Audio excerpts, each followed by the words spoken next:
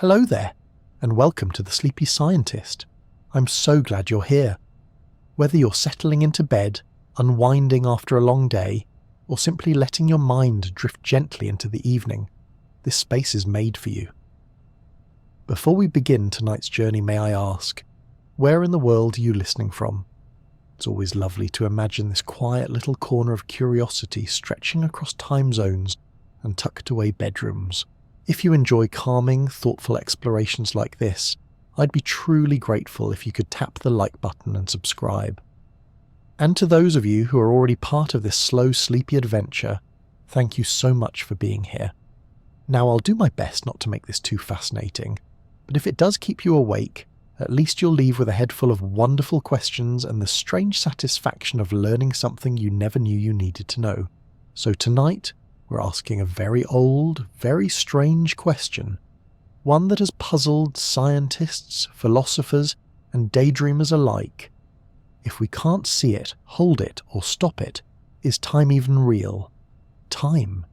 It ticks, it flows, it marches on, or so we say. We mark our days with it, measure our lives by it, and yet, no one has ever touched it. You can't bottle time or drop it on your foot or put it in your pocket. It's invisible, intangible, and slippery. The more we try to define it, the more it seems to twist away from our grasp like mist in moonlight. In the next few hours, we'll drift gently through some of the strangest, sleepiest questions that time has ever inspired. What exactly is this thing we're always running out of? Why does it feel faster when we're older? Why does it slow to a crawl in awkward conversations, or vanish entirely when we're lost in a dream? And perhaps most mysterious of all, could time itself be nothing more than an illusion? We'll explore the way your brain stretches and shrinks time without your permission. We'll hear what Einstein thought about clocks on rockets, why physicists are arguing over whether time even belongs in their equations, and how ancient thinkers imagined time as a wheel instead of a line. We'll visit the past, glance at the future, and rest for a moment in the strange, elusive now. But don't worry, there's no need to hold on to every detail. This journey is slow and soft, designed to accompany you as you doze or daydream. If you nod off along the way, that's perfectly fine. The questions will still be here when you wake up, so just lie back, breathe deeply, and let yourself wonder, what if time isn't what it seems at all? Time is often described as a river, a steady, endless current carrying us from the past, through the present, and into the future. It flows, we say. It passes. It flies when we're having fun and drags when we're not. We talk about saving time, wasting time, losing time, finding time. But what is time, really?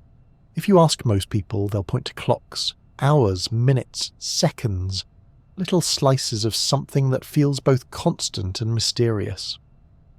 We wake to alarms, count down to birthdays, watch the seasons turn like pages in a calendar. Spring blooms into summer, leaves fall, snow drifts quietly over rooftops. Time feels like the rhythm behind everything. Our hair greys, our bones ache, and we say, time is passing. But that everyday understanding might only scratch the surface, because when we look closely, really closely, time starts to lose its shape. At its core, time seems to be how we register change.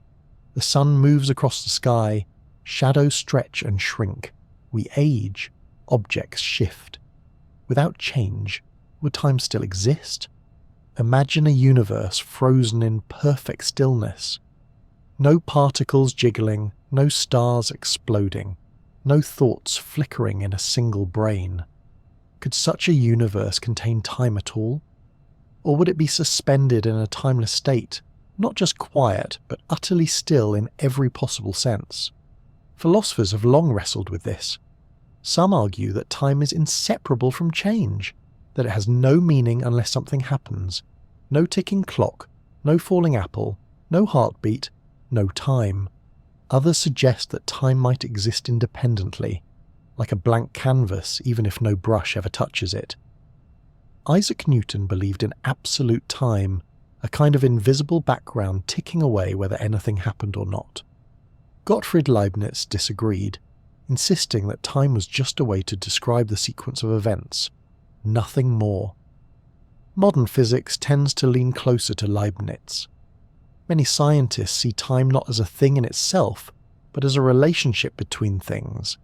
It's not a thread woven through the universe, but a language we use to describe how one state becomes another. An ice cube melts, a match burns, a person laughs. Without these changes, the idea of before and after would have no meaning. Even the units we use to measure time are based on motion. A second, for example, was once defined by the swing of a pendulum, and now by the vibration of a cesium atom.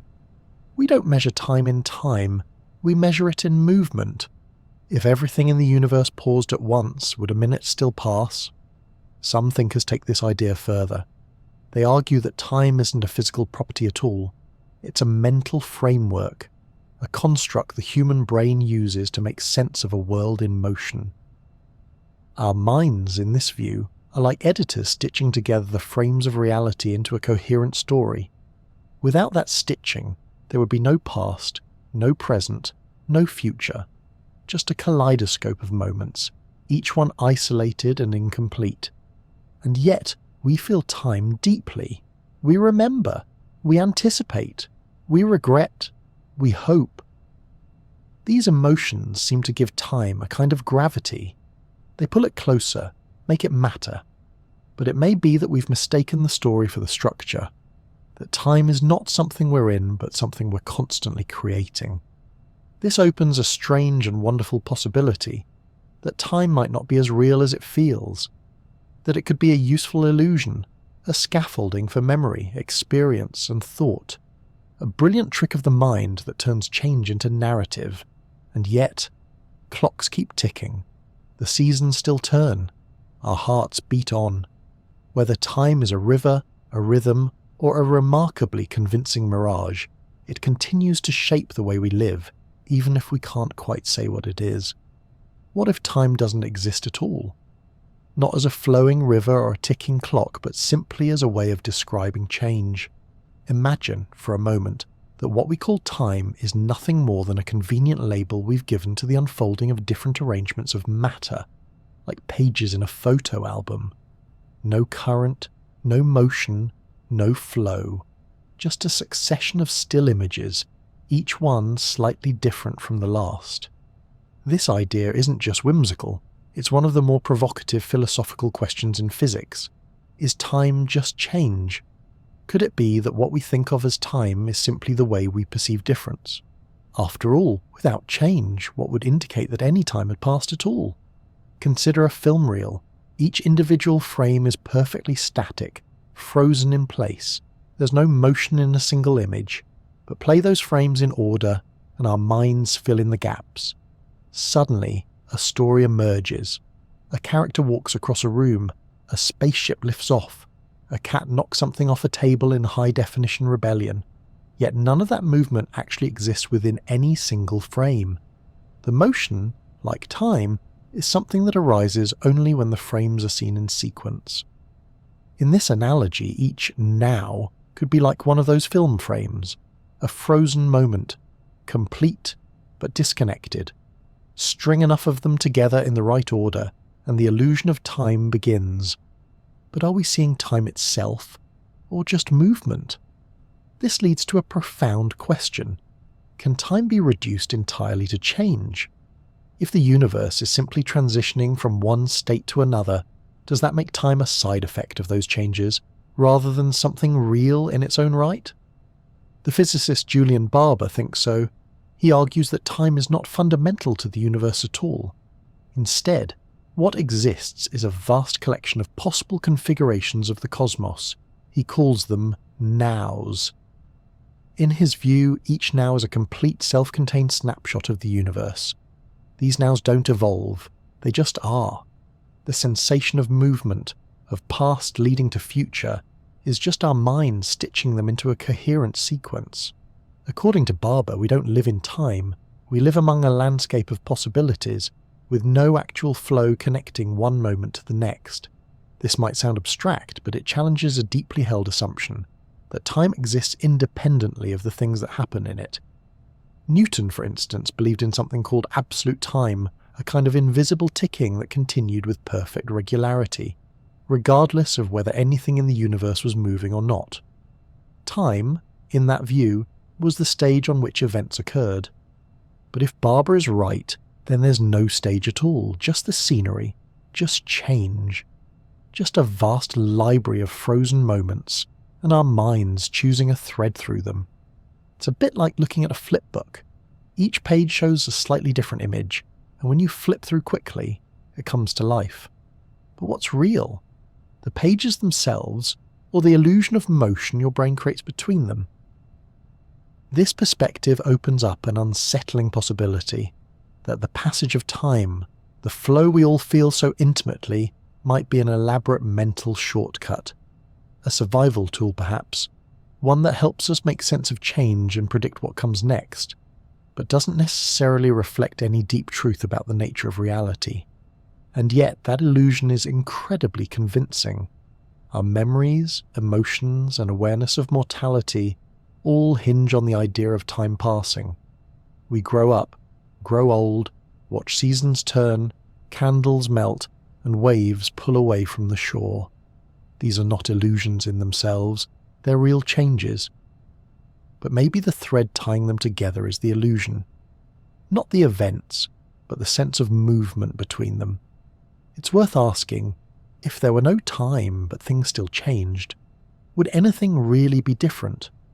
Would the universe function any less beautifully, or feel any less alive? Perhaps not.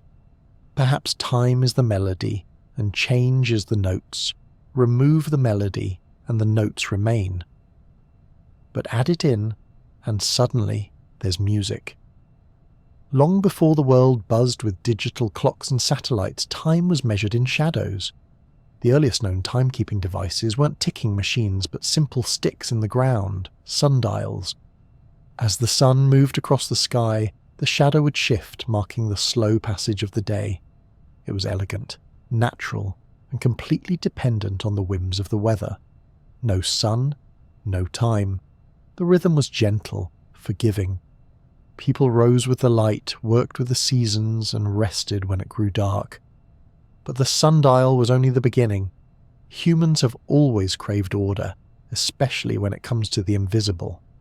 In ancient Egypt, water clocks were used, bowls with tiny holes that let water drip out at a steady pace, marking time through the slow and silent lowering of the surface. The Chinese developed candle clocks, which burned at a predictable rate, and in medieval Europe, monks rang bells at regular intervals to mark prayer times, keeping their daily rituals aligned with something greater than instinct. Then came the mechanical age. In the 14th century, tower clocks began to appear in European cities. Driven by gears, weights, and escapements, they were often enormous and not especially accurate, but they were a start. Suddenly, people weren't just following the sun, they were hearing hours strike from cathedrals, marking their days in metal and stone. As the centuries turned, timekeeping became more precise. Pocket watches in the 17th century, pendulum clocks that swung with reliable grace, and eventually the quartz clocks of the 20th century. And now, we have atomic clocks, devices that measure time by counting the oscillations of cesium atoms, accurate to within a fraction of a billionth of a second.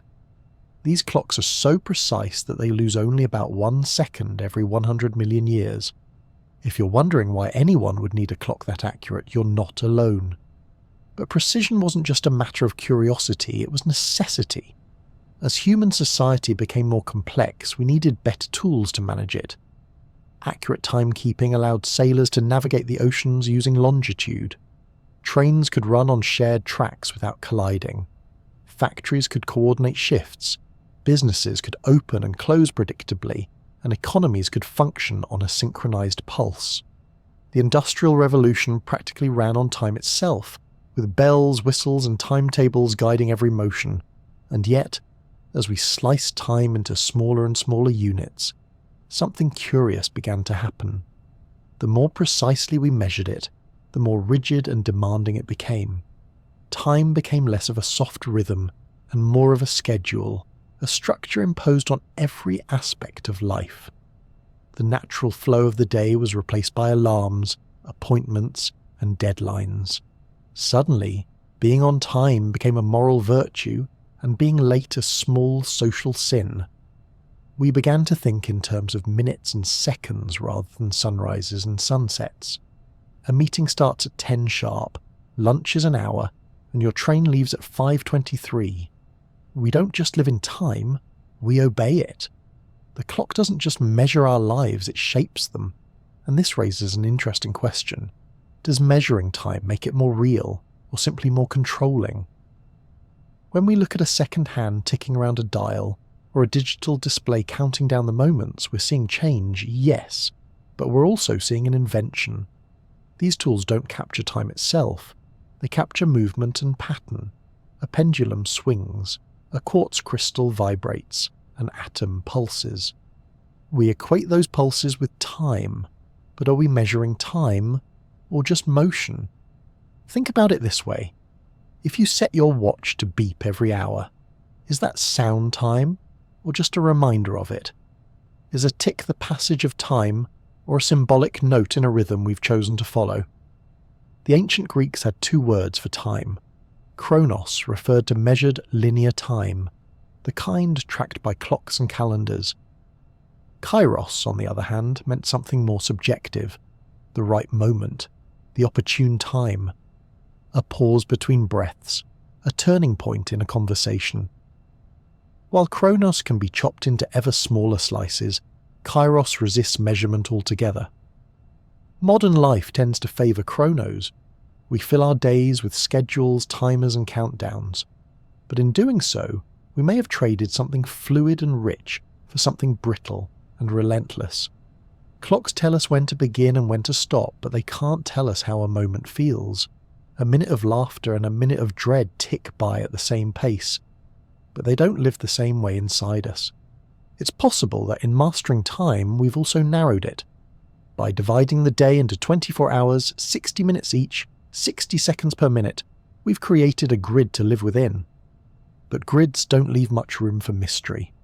The more we standardize time, the more we risk forgetting that it was once a question, not an answer. Still, clocks are beautiful inventions. They hum and tick and glow with human ingenuity. They help us coordinate, connect, and create. They've launched rockets, saved ships, and stitched together continents. But perhaps it's worth remembering that they are tools, not truths. A clock doesn't reveal the nature of time any more than a ruler reveals the nature of space. It just gives us a way to navigate it, or at least to pretend that we can. In the end, dividing time into hours and seconds may have helped us build cities and civilizations, but it may also have helped build the illusion that time is something outside of us, something fixed, exact, and absolute. And that illusion, while useful, might not capture the full picture. Time may still be wild beneath the numbers, slipping between seconds, hiding behind schedules, and waiting patiently for us to notice. Time, as it turns out, is not just something we measure on clocks or observe in the seasons. It's also something we feel, and perhaps nowhere is this more obvious or more confusing than in the human brain. Our perception of time is anything but consistent. It bends, stretches, compresses, and occasionally slips away entirely. One moment can feel like an hour, and an hour can disappear in the blink of an eye. Consider fear. You're walking through a quiet forest when suddenly a branch snaps behind you. Your heart leaps. Time seems to slow. Every sound sharpens. Every movement feels exaggerated. People who've experienced near-death situations often report that time felt like it stopped, or that everything moved in slow motion. But did time really slow down? Or did your brain simply shift gears? In truth, nothing in the external world changed. What shifted was internal, your attention, your awareness, your processing speed. Under stress, the brain floods with adrenaline and switches into high alert. More information is processed per second, and your memory stores those details densely. When you look back on it, the event feels like it took longer, because it's packed with more information than usual. Time didn't slow, you just experienced more of it. Now flip that around. Think about the routine drive to work or school. You arrive and barely remember the journey. The brain, having seen it all before, doesn't bother recording the details. You drift in and out of focus. 10 minutes pass, but it feels like 2. Your mind registers very little change, and so time seems to vanish. These quirks aren't just philosophical curiosities, they're rooted in biology. The human brain doesn't possess a single master clock, but rather a collection of overlapping systems that work together to create a sense of temporal flow. One of the most important is the suprachiasmatic nucleus, a tiny cluster of about 20,000 neurons nestled in the hypothalamus. This microscopic timekeeper helps regulate circadian rhythms, those roughly 24-hour cycles that tell us when to sleep, eat, and wake. The suprachiasmatic nucleus is sensitive to light and darkness. It communicates with the pineal gland to release melatonin when it gets dark, helping us wind down for rest. This clock is why jet lag happens when we travel across time zones. The body's rhythm falls out of sync with the rising and setting sun, but even in total darkness, the brain maintains an internal rhythm, showing just how deeply wired our sense of time really is. In addition to this daily rhythm, there's another system responsible for what researchers call interval timing, our ability to estimate durations ranging from milliseconds to several minutes. This system is distributed across various brain regions, including the basal ganglia, cerebellum, and frontal cortex. It's what helps you clap in rhythm with music, cook an egg without a timer, or know when to stop talking during a dramatic pause. But interval timing isn't perfectly accurate. It's flexible, emotional, and heavily influenced by context. If you're bored or uncomfortable, time seems to drag. If you're engaged or delighted, it flies. A watched pot really does feel like it never boils, not because it's taking longer, but because your brain is paying too much attention to each passing moment. Interestingly, our perception of time also shifts as we age. Childhood summers felt endless. Waiting for a birthday felt like a lifetime. Now, years vanish like mist. Many psychologists believe this happens because as we get older, we experience fewer novel moments. Novelty stretches time. When the brain encounters something new, it pays closer attention, and the memory of that experience becomes richer, denser. When life becomes routine, the brain uses less energy to encode repeated events, and time seems to compress. This might also explain why travelling to a new place feels longer than returning. On the way there, everything is unfamiliar. Your brain is alert, recording landmarks, sights, smells.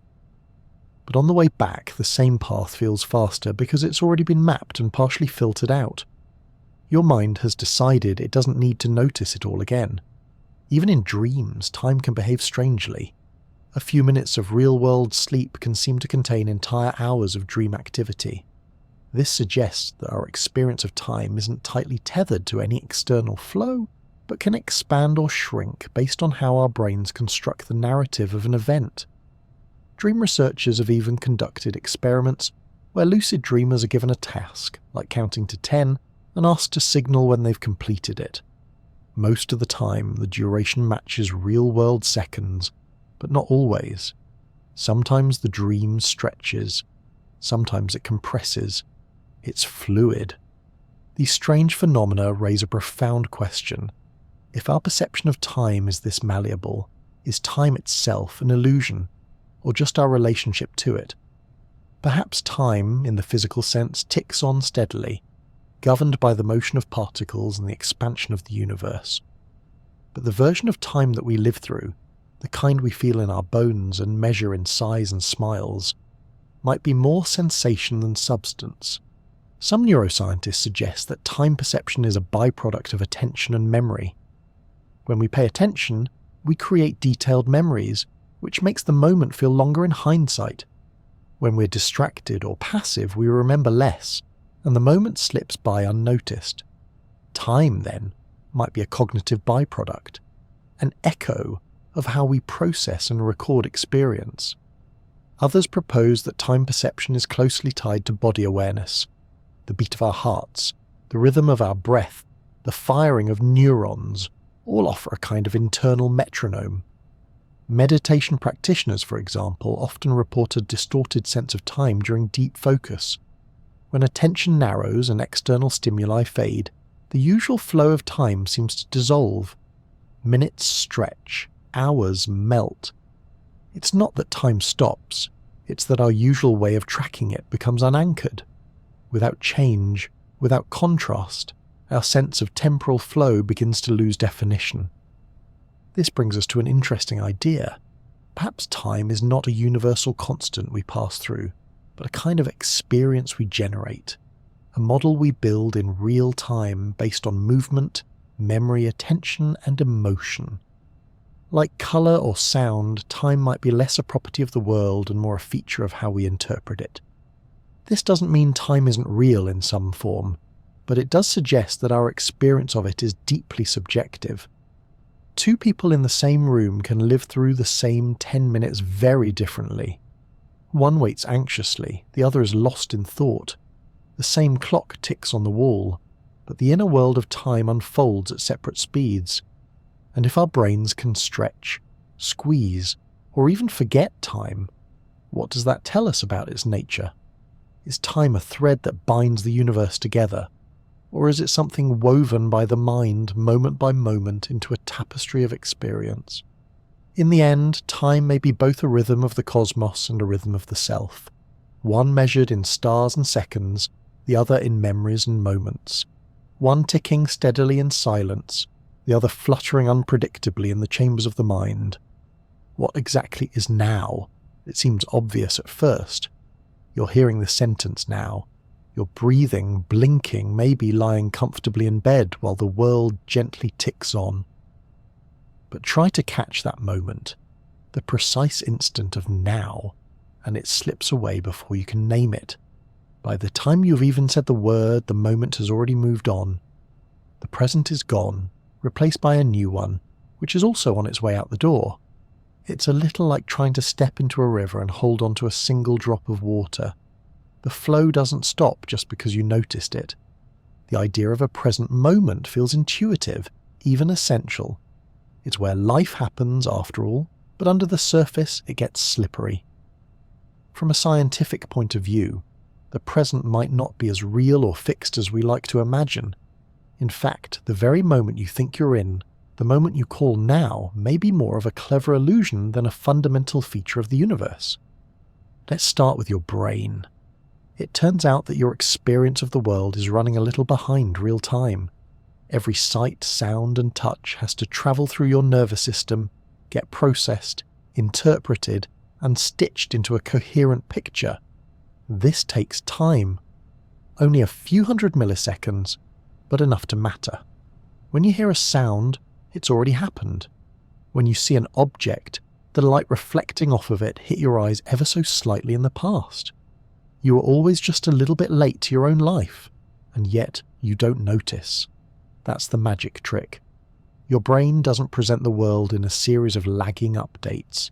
It blends the incoming signals into a smooth and unified moment. It backdates your experiences, syncing them into what feels like the present, even though that present is actually a carefully constructed illusion. Neuroscientists call this delay the perceptual lag, and it's usually around 0.2 to 0.3 of a second, just long enough for a good tennis serve to fly right past you. This strange delay raises the question, if our brains are always playing catch-up, is there ever such a thing as being in the present? Or is it more accurate to say we're always living in the very recent past, our minds continuously assembling and updating a version of now that already slipped by? To make sense of this, some researchers introduced the concept of the specious present.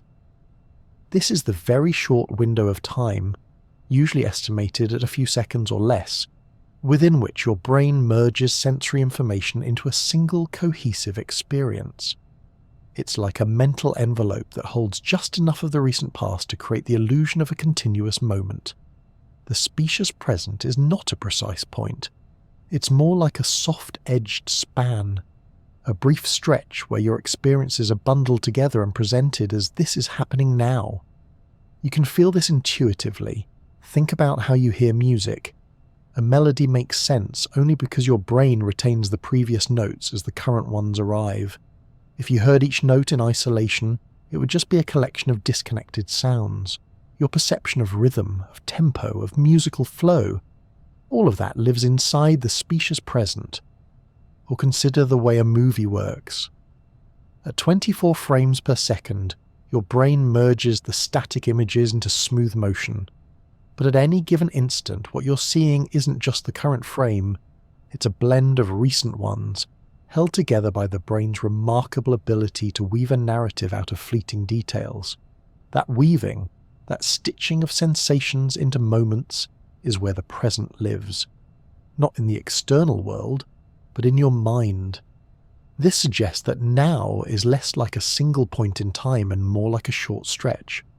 A mental horizon over which experience continuously rolls. It's a moving window, always updating, always smoothing out the noise to create a stable world. But that world is not objective.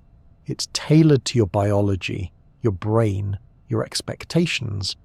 Even more intriguing, the length of the specious present can vary depending on context. In moments of stress or high alertness, it may seem to expand. Time feels slow because your brain is processing more information within each slice. In calm or repetitive environments, the window may narrow, and time appears to speed up.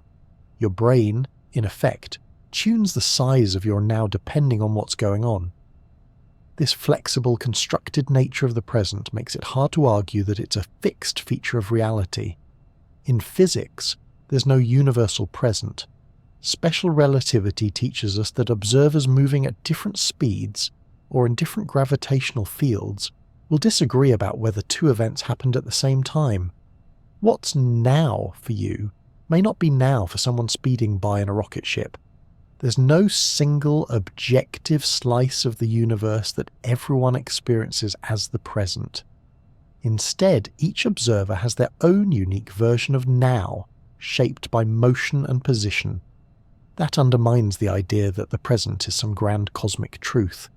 It seems far more likely that it's a local, personal phenomenon, a side effect of how brains and bodies experience change. Even in our daily lives, we see this play out. You can be physically present in a room but mentally stuck in the past, or anxiously reaching into the future.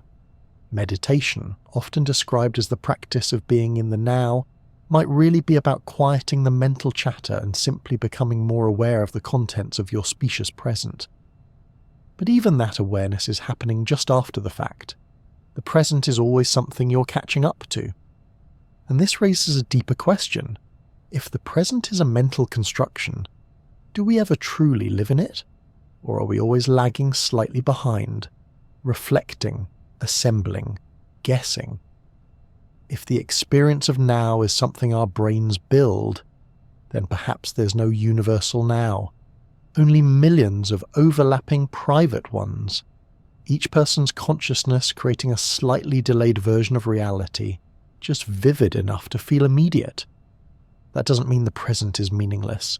On the contrary, it might be the most meaningful illusion we have. It's where our choices feel real, where our sensations register, where our thoughts take shape. It's where we believe we are, even if the universe isn't quite so sure. The present may not be a crisp moment suspended in time, as we often imagine it. It may not be the thin line dividing past from future. Instead, it may be more like a soft glow, a blending of before and after, stitched together just well enough to keep us grounded. And if we accept that, we might also accept that now is not a destination or a point, but a dance. A rhythm created by the body, the mind, and the world around us. One we feel without fully grasping, one we trust without ever quite touching. Perhaps the present isn't real in the way we think it is, but maybe it doesn't need to be. Maybe it's enough that we believe in it, that we feel it, that we find ourselves returning to it again and again, even as it slips silently into memory. Albert Einstein had a curious habit of asking questions that sounded simple, but turned the entire world upside down. One of those questions was, what would it be like to ride alongside a beam of light? That daydream, born in a teenage mind, would eventually lead to a theory that redefined our understanding of time itself. Before Einstein, the universe was thought to run on a sort of invisible cosmic clock. Time was assumed to be absolute, steady, unchanging, and the same for everyone, everywhere. Whether you were lounging in a field or flying on a comet, 1 second was 1 second. It ticked along reliably, like the background beat of reality. Isaac Newton called it absolute time. It was considered a kind of stage upon which all the action of the universe played out calmly and consistently. But Einstein saw things differently. In his theory of special relativity, published in the early 20th century, he introduced a radical idea. Time is not absolute. It does not tick at the same rate for everyone. Instead, time is relative, woven together with space into a single fabric called spacetime, and capable of stretching and contracting depending on how you move through it. Let's say you're on a spaceship moving at a significant fraction of the speed of light. To you, everything inside the ship feels normal. You sip your tea, check your watch, and read a book, all in perfect time. But to someone watching from Earth, your clock would appear to be ticking more slowly. Your heartbeat would slow down, your tea would cool more gradually, and your aging process would stall ever so slightly. Not because you're tired, but because time itself is literally running slower for you compared to someone who stayed behind. This isn't just a quirky idea, it's a measurable, testable phenomenon called time dilation. The faster you move through space, the slower you move through time, at least from the perspective of someone who isn't moving with you. It's not science fiction. It's been confirmed with atomic clocks flown on jets and satellites. Even the GPS in your phone has to account for these tiny shifts in time to keep your location accurate. Without Einstein's correction, your phone would misplace you by several kilometers each day. And it gets stranger. Time doesn't just bend under speed, it also bends under gravity. In his general theory of relativity, Einstein showed that massive objects like planets and stars warp the very fabric of space-time around them. This warping causes clocks to tick more slowly in stronger gravitational fields. That means if you live at the bottom of a valley, you're aging slightly more slowly than someone who lives at the top of a mountain. The difference is tiny, just fractions of a second over a lifetime, but it's real. Nowhere is this more extreme than near a black hole. The gravity there is so intense that time almost grinds to a halt. In theory, if you hovered just outside a black hole's event horizon and then returned home, you would find that while only a few hours had passed for you, years, or even centuries, might have gone by for everyone else. You'd step out of your spacecraft into a future you never lived through. In a sense, you'd be a time traveller, just not the kind with a fancy machine and dramatic music. This leads us to one of the most famous thought experiments in modern physics, the twin paradox.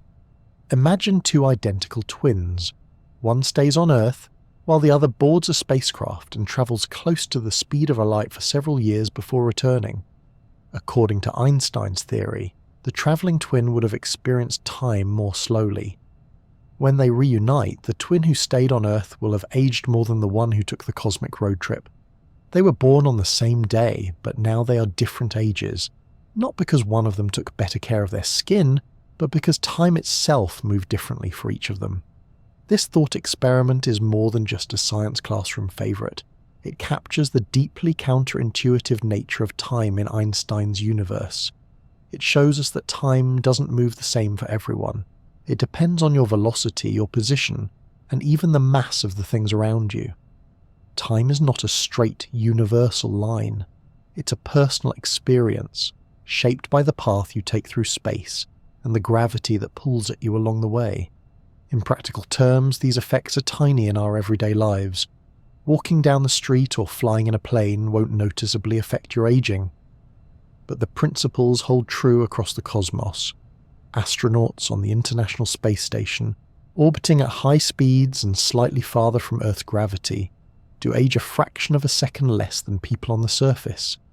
It's not enough to skip your birthday, but it's there, lurking at the edge of perception. All of this challenges our natural assumption that time flows evenly for everyone. In truth, there's no single now that applies to the entire universe. What feels like the present to one observer might already be the past or the future to another. This means the universe doesn't have a master clock. Instead, every person, every atom, every galaxy experiences its own version of time. It's a deeply unsettling idea in a way. We like to imagine that time is a shared experience, something we all move through together, but relativity tells us that's not quite true. Each of us is riding a personal timeline shaped by our speed and position in the vast fabric of space-time. Your now is not quite my now. The faster we go, the more those differences grow. And yet, despite this complexity, most of the time we live as though time is absolute. We make appointments, celebrate New Year's Eve, and synchronize watches. Our daily lives run on the illusion that time is uniform. But in the background, at the edges of high speeds and strong gravity, time dances to Einstein's tune. A tune that stretches, bends, and sometimes plays at a slightly different tempo depending on where you stand. In a universe like this, time is not a ruler etched into the cosmos. It's more like a fabric, soft and responsive, rippling under the weight of stars and the motion of bodies. It's personal, pliable, and forever surprising. Thanks to Einstein, we now understand that time is not what it seemed, and yet even as it stretches and sways, it remains one of the most powerful forces shaping our experience of the world. Or perhaps, more accurately, shaping our experience through the world. Imagine for a moment that you could peel back the layers of the universe, not just the stars and galaxies, but the space between them, and discover that space and time are not separate at all. That instead of space being out there and time being now, the two are actually stitched together into something deeper and stranger. Space-time. This was one of Einstein's great insights. Before him, people thought of space and time as distinct dimensions. Space was the stage, time was the ticking metronome. But Einstein saw that they are intertwined, forming a four-dimensional fabric where every object, whether it's a planet or a person, is not just moving through space, but also through time. Every second that passes, you're not just standing still. You're moving forward through time, whether you notice it or not. But space-time does something even more peculiar. It changes our understanding of simultaneity, whether two events happen at the same time. Let's say lightning strikes a tree on your left and another tree on your right at exactly the same moment. You're standing equidistant between them, and you see both flashes simultaneously. In your world, the two strikes happened at the same time. Easy. Now imagine someone is flying past you in a very fast spaceship, zooming from left to right. That person also sees the two lightning strikes, but not at the same time. Because they're moving, light from the strike on the right reaches them before the light from the strike on the left. From their perspective, the right-hand tree was struck first, followed by the left. For them, the two events were not simultaneous at all. Who's correct? The surprising answer, both are. In the realm of relativity, simultaneity is relative. What you perceive as at the same time depends entirely on your motion. If you're standing still, you see things one way. If you're moving quickly, you see them another way. The order of events is not carved into the universe. It depends on your perspective. This isn't just about seeing things at different times because light takes time to travel. That part we can account for. This is deeper. It's about how time itself behaves depending on your motion. Einstein showed that no observer's view of time is more correct than another's. There's no universal clock ticking away behind the scenes, keeping track of what happened when. The universe doesn't agree on what now means. It's a bit unsettling, especially if you're used to thinking of time as absolute. We like to imagine a single shared reality where events happen in a neat, agreed-upon sequence. First the tea is poured, then the biscuit is dunked. then the biscuit collapses in a soggy mess. But in Einstein's universe, even the order of those events might depend on how fast you're moving. This raises a tricky question. If simultaneity is relative, can there really be a single, objective timeline? Is there such a thing as a shared now that everyone, everywhere can agree on? The answer appears to be no, at least not in any meaningful way. In our daily lives, these differences are too small to notice. Whether you're walking down the street or sitting on a train, your version of now is practically the same as everyone else's. The speeds are too low, the distance is too short. But when you start approaching the speed of light, or dealing with objects separated by astronomical distances, the idea of simultaneity begins to unravel.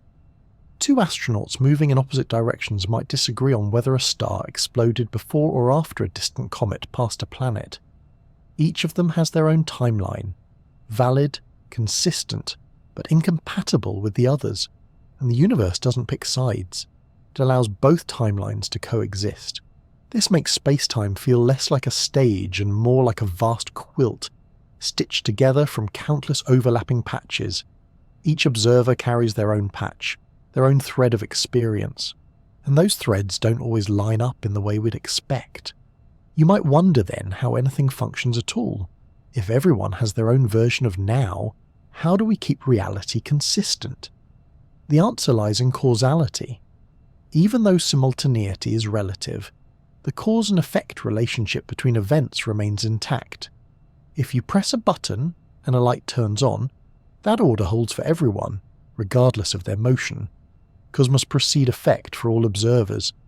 That's the rule the universe refuses to bend. But beyond that, all bets are off.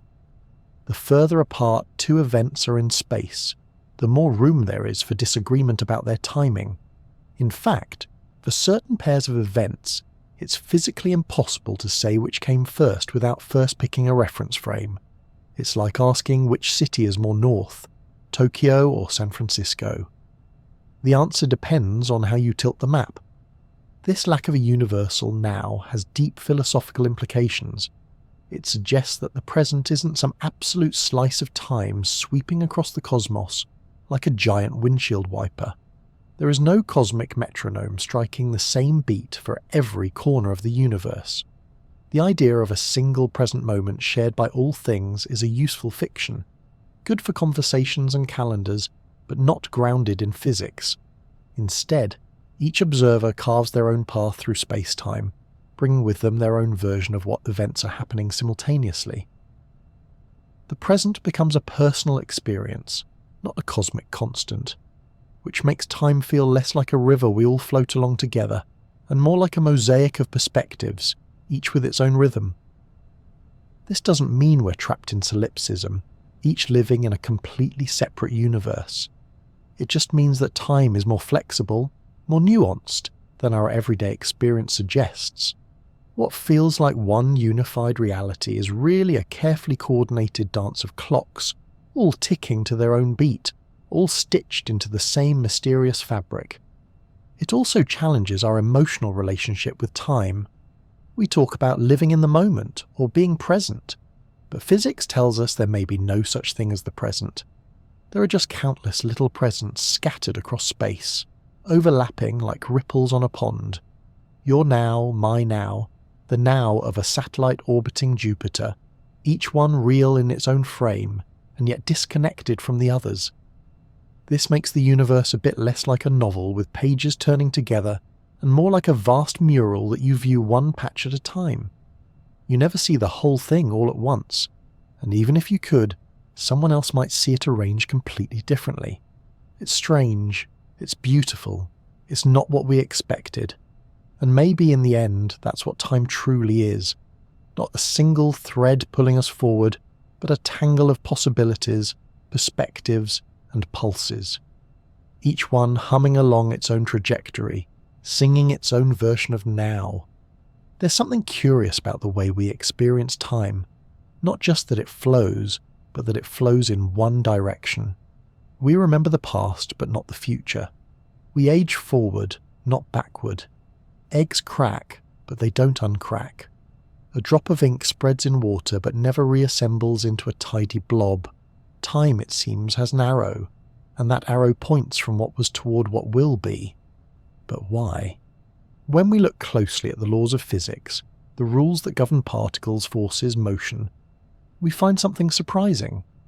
Most of them don't actually care about the direction of time. If you film two particles bouncing off each other and then play the footage in reverse, the motion still looks completely plausible. The math checks out both ways.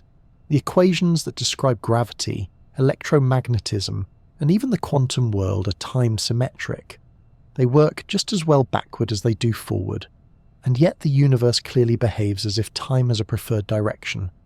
We call this the arrow of time. But if the underlying laws don't demand it, where does that arrow come from?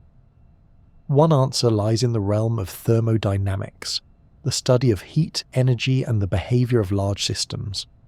In particular, it lies with a concept called entropy. Entropy is often described as a measure of disorder. It's a way of quantifying how mixed up or random a system is. A neat stack of playing cards has low entropy. A shuffled deck has higher entropy. A child's toy room after a birthday party, maximum entropy. The second law of thermodynamics states that in a closed system, entropy tends to increase over time. Things move from order to disorder, from structure to chaos. A hot cup of tea cools down, not the other way round. A sandcastle crumbles, not spontaneously rebuilds itself. This tendency gives time a direction, not because anything is pushing it, but because there are far more ways for things to be disordered than ordered. Imagine you drop a glass on the floor, it shatters. That's a high entropy outcome. There are countless ways the shards can scatter, but only one tidy, unbroken glass. The odds overwhelmingly favour disorder. That's why we don't see shattered glasses leaping back together. It's not impossible according to the laws of motion. It's just extraordinarily unlikely. So, the arrow of time might arise from probability, from the fact that statistically, things move toward greater entropy simply because there are more disordered states available. It's not about force or necessity, it's about likelihood.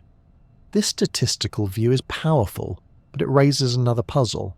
If the laws of physics are time-symmetric and entropy increases toward the future, then why isn't it increasing toward the past as well?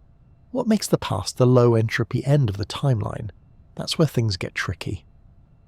According to most interpretations, the universe must have started in a very special low entropy state. The Big Bang wasn't just a burst of matter and energy, it was also an incredibly organised beginning. And that order gave time its arrow. The expanding universe, cooling and growing more complex, is essentially a long journey from that cosmic neatness toward a messier, more entropic future. But that leads to another question. Why was the universe so ordered to begin with? That, as it turns out, is one of the biggest unsolved mysteries in cosmology. Some physicists suggest that the structure of space-time itself required such a beginning. Others think that what we perceive as low entropy may actually be the natural default state of the early universe. And some believe we may need a deeper theory, one that explains not just how time flows but why it exists at all. Still, for us, the arrow of time is undeniable. It's written into our biology. We grow, we age, we remember. Our minds are constantly updating, drawing from the past to imagine the future. Memory, in particular, gives time its emotional weight. We recall what has happened and use it to predict what might. But we can't flip it. We can't remember what hasn't occurred.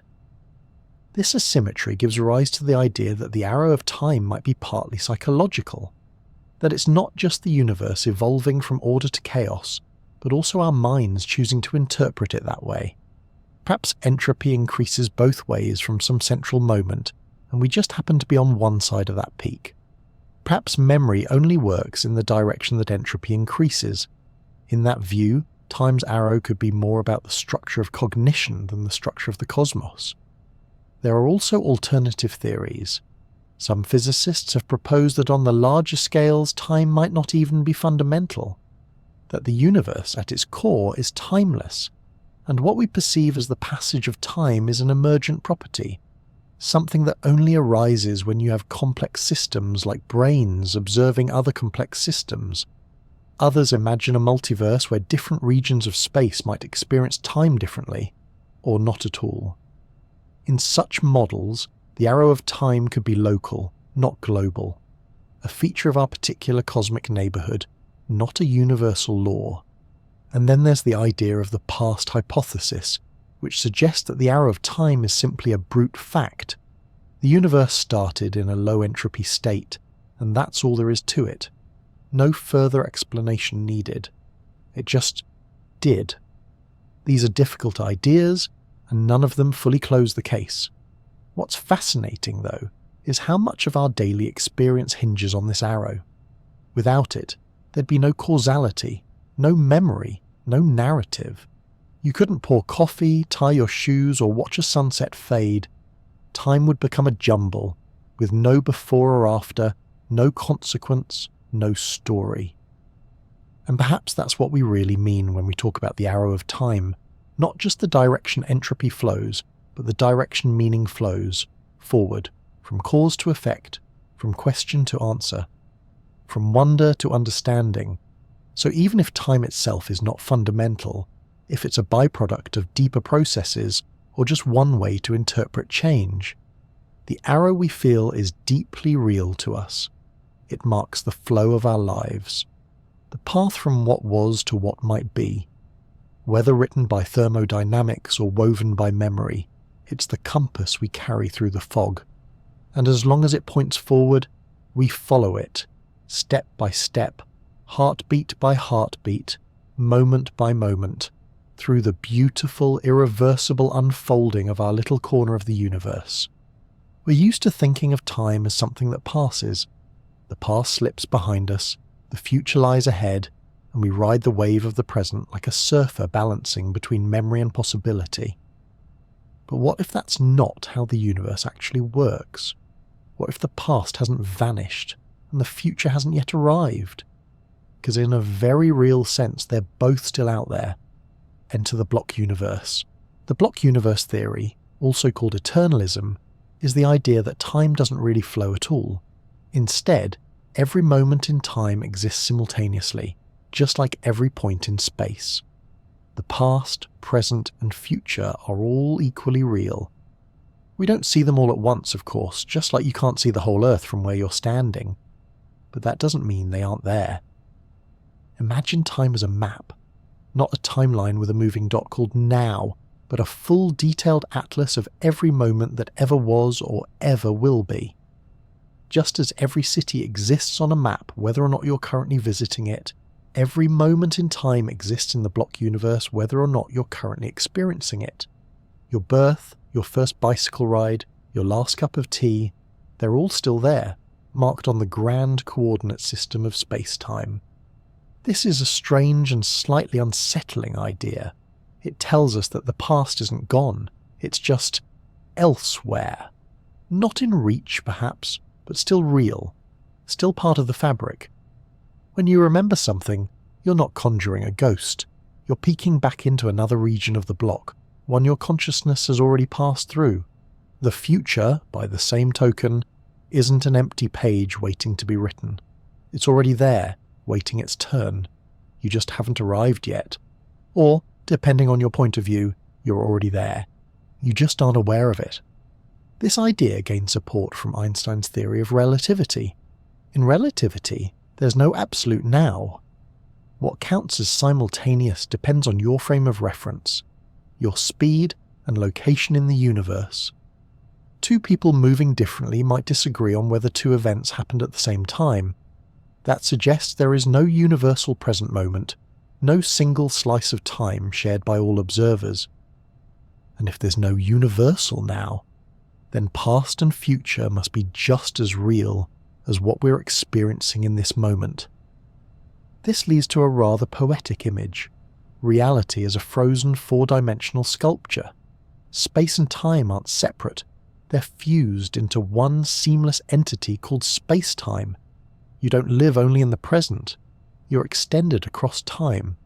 Your life isn't a moving dot. It's a long, continuous thread stretched from birth to death, like a glowing strand woven into the fabric of the cosmos. Every breath you've taken, every step you've walked, every dream you've had, they're all part of this thread, all present in the block. But if the past is still there, why can't we revisit it? Why can't we travel through time the way we travel through space? One answer is that we're not built to do it. Our consciousness seems to move in one direction, forward. Our brains are wired to process information in a sequential cause and effect manner. We store memories of the past, not the future. We make decisions based on what's behind us, not what lies ahead. Whether time really flows or not, our experience of it does. Another possibility is that while all points in space-time exist, the laws of physics only allow for information to travel in certain ways. You can't just hop from one moment to another, because the rules of causality, what causes what, still apply. The past might be there, but it's fenced off from interaction, like a painting behind glass. Still, the implications are staggering. If the block universe is right, then every moment of your life is preserved in the cosmic structure. Nothing is truly lost. Your happiest day, your hardest trial, that perfect hour where everything felt just right. They all still are. Not in memory, not in imagination, but as actual coordinates in space-time. Your past self is still sitting under that tree, reading that book, smiling at that friend. It's not just a fading echo. It's a permanent feature of reality. Some philosophers and physicists embrace this view with a kind of quiet awe.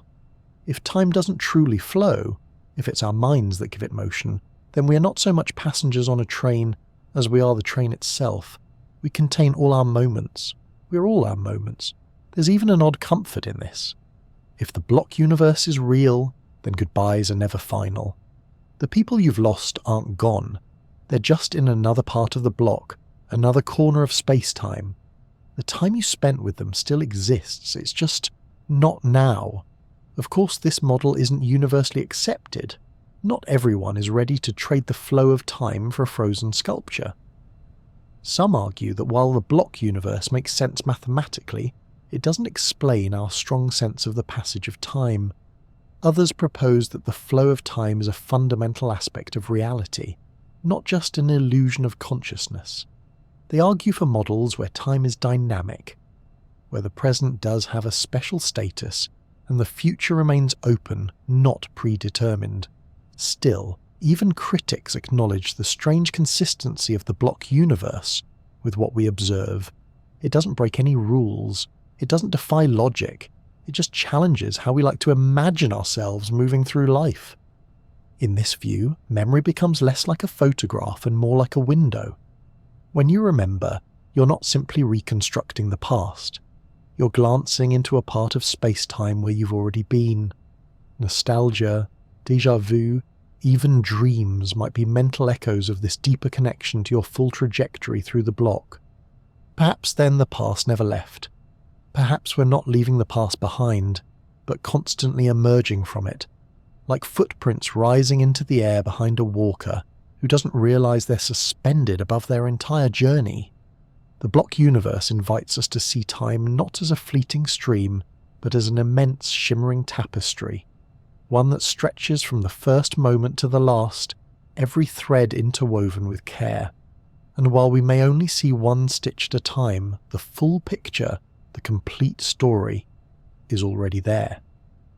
Whether that brings you a sense of peace or a sense of strangeness, it's hard to deny how beautiful the idea is, that we're not just fleeting sparks in a moving current, but entire constellations of experience, fixed, glowing, and quietly eternal in the fabric of time.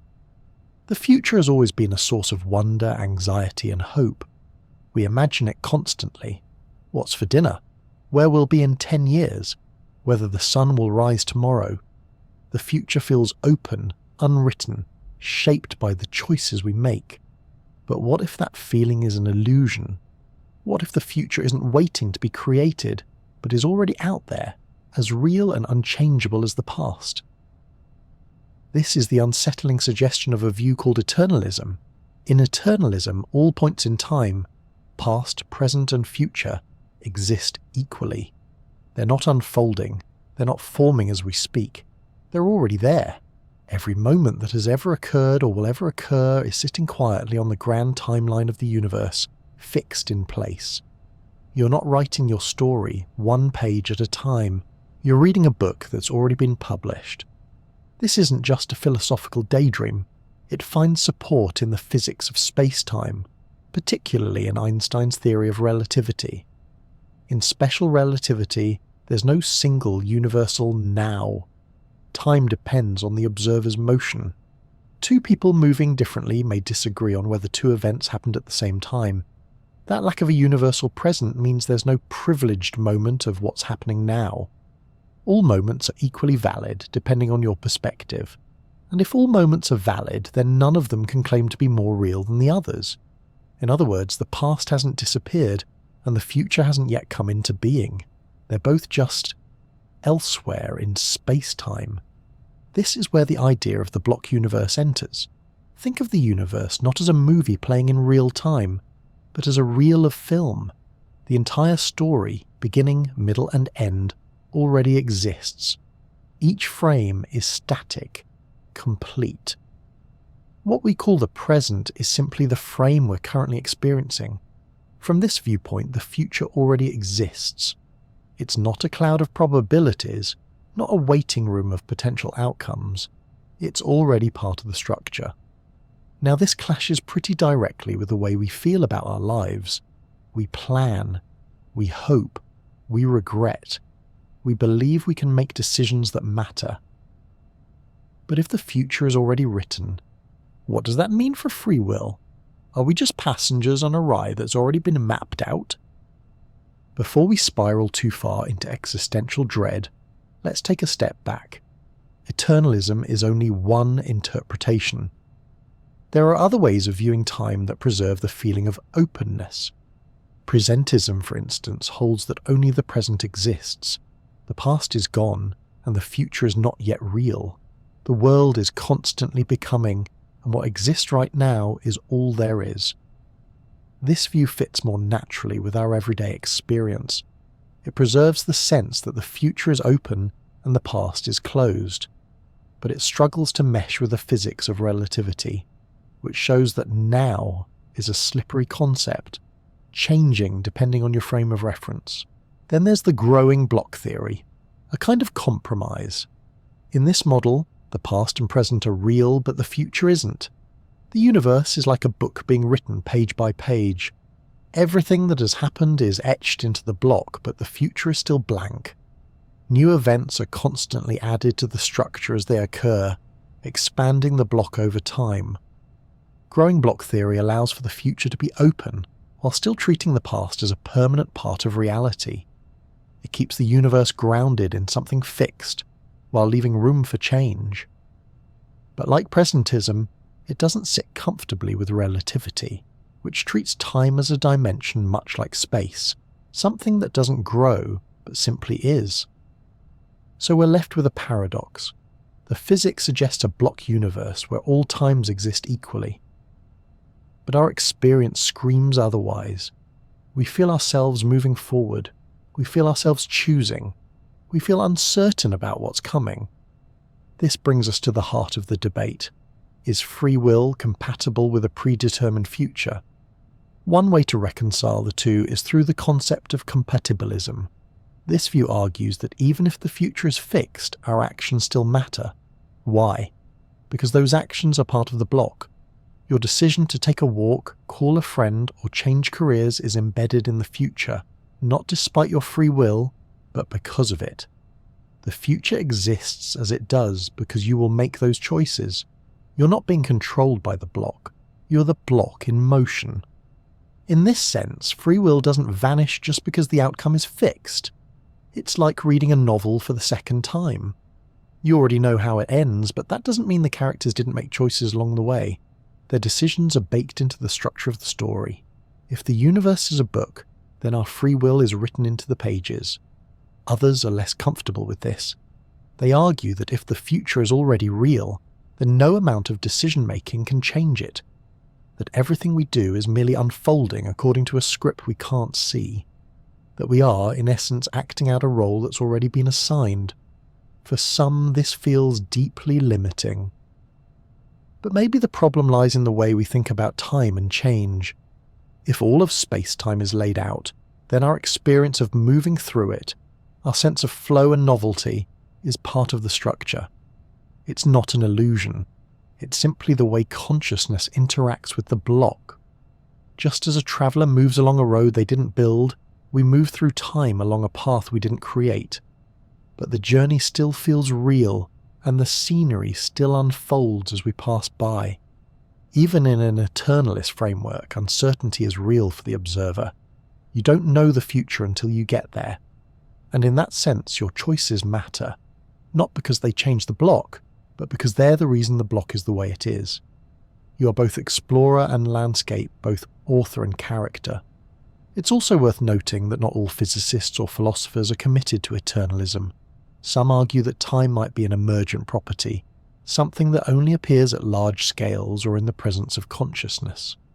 Others believe that a deeper theory of quantum gravity might replace time altogether, suggesting that what we experience as past and future are merely side effects of a more fundamental, timeless reality. Still, the idea that the future already exists has a strange, quiet beauty to it. It suggests that nothing is ever really lost, that every smile, every goodbye, every fleeting moment is still out there, perfectly preserved in the geometry of space-time. It may not be accessible, but it's there, eternal, like the stars. Whether that's comforting or unsettling depends on your perspective.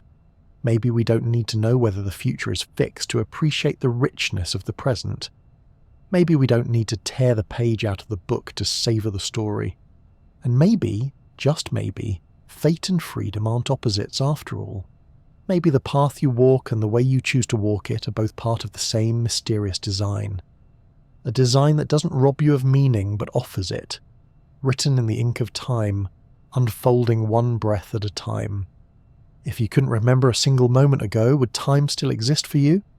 It's a strange question because time feels so constant, so baked into everything we do. We wake up, go about our day, and drift into sleep. The sun rises and sets, meals are cooked and eaten, stories unfold. But all of that relies in some essential way on memory. Without it, we might still be in time, but would we feel it? Memory gives time texture. It connects the dots. Without memory, moments become islands with no bridges, no way to tell which came before, or even if there was a before. You could live in an endless string of present moments and never know it. Our sense of self is built almost entirely on memory. You are, in large part, the story you remember about yourself, where you were born, what you've done, who you've loved, what you've learned. Memory lets us thread together countless little fragments into something cohesive. It gives the illusion, perhaps the reality, of continuity, of being one person through the river of change. But remove that memory and something collapses. You're still there, breathing, blinking, sensing. But who are you? Where are you in time? People with certain kinds of brain injury experience this firsthand. One of the most famous cases is that of Clive Waring, a gifted British musician who lost the ability to form new memories after a viral infection damaged his brain.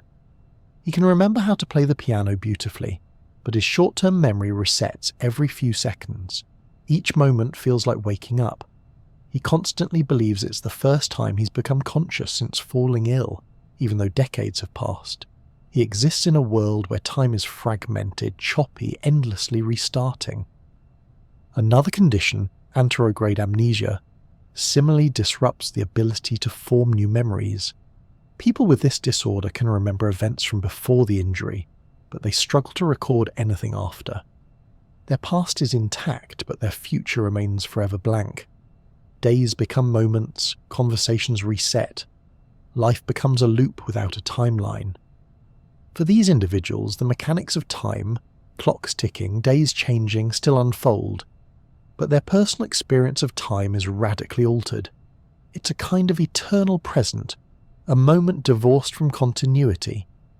It suggests that time as we feel it isn't just something out there in the world, it's something built inside us.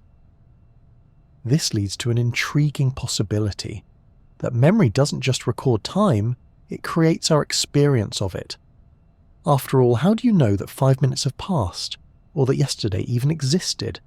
You know because you remember. Time feels real because you've constructed a sequence. One thing leading to another, a before and an after. Memory strings moments into a story. Without it, we're left with moments in isolation, like pages of a book scattered on the floor with no numbers. Even your sense of how long something lasted is based on how much detail your brain recorded. A new experience, say, travelling to a country you've never been to, feels long and rich in hindsight. But sitting through a routine meeting might vanish from your mental timeline almost instantly. Your brain compressed it, marked it as unimportant. The more vivid the memory, the longer the moment seems to have lasted. In that sense, memory doesn't just record time, it stretches and squeezes it. There's even some evidence that we use memory to imagine the future. When we think ahead, we don't pull data from a separate system. We repurpose the same neural machinery we use for remembering.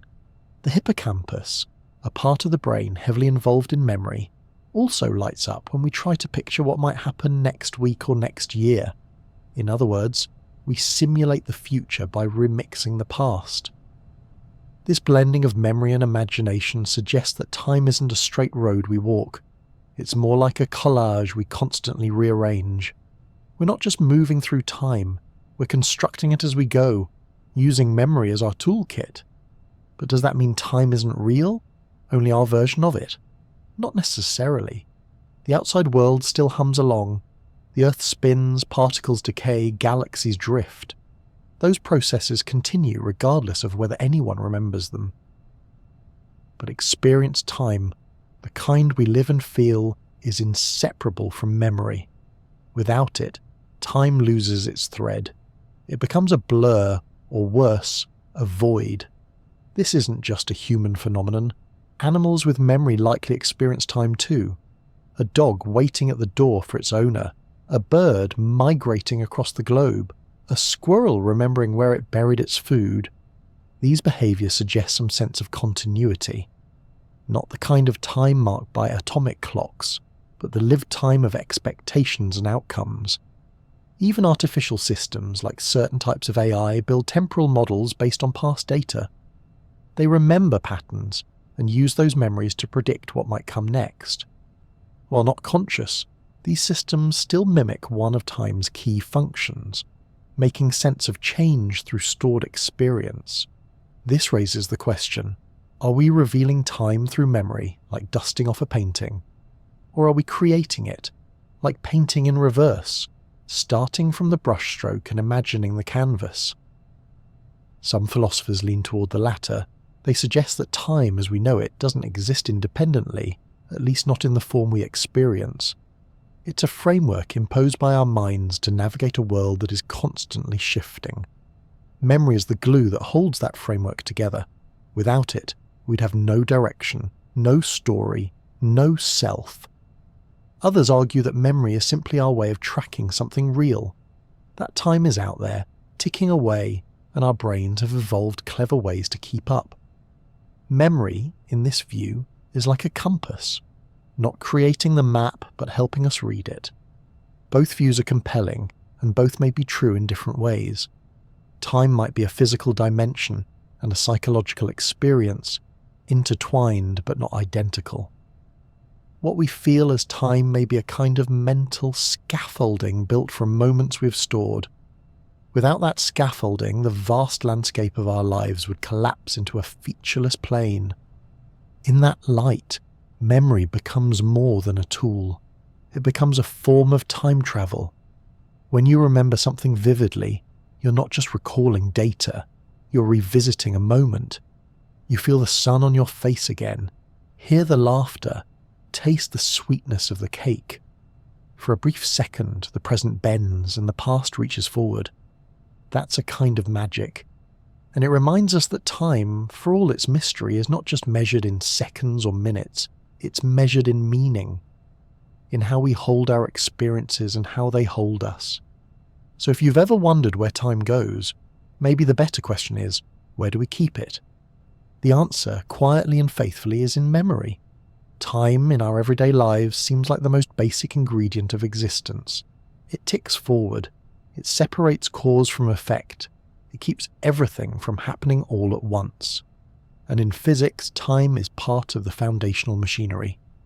Equations describe how things change over time, whether it's a falling apple, a spinning planet, or a car accelerating down the highway. Time is right there in the math, running like a thread through every motion. But then you zoom in, really far in, down to the smaller scales of nature, the realm of quantum mechanics, and something unexpected begins to happen. Time, which once seemed so essential, starts to wobble. It loses its familiar shape, and in some theories, it vanishes altogether.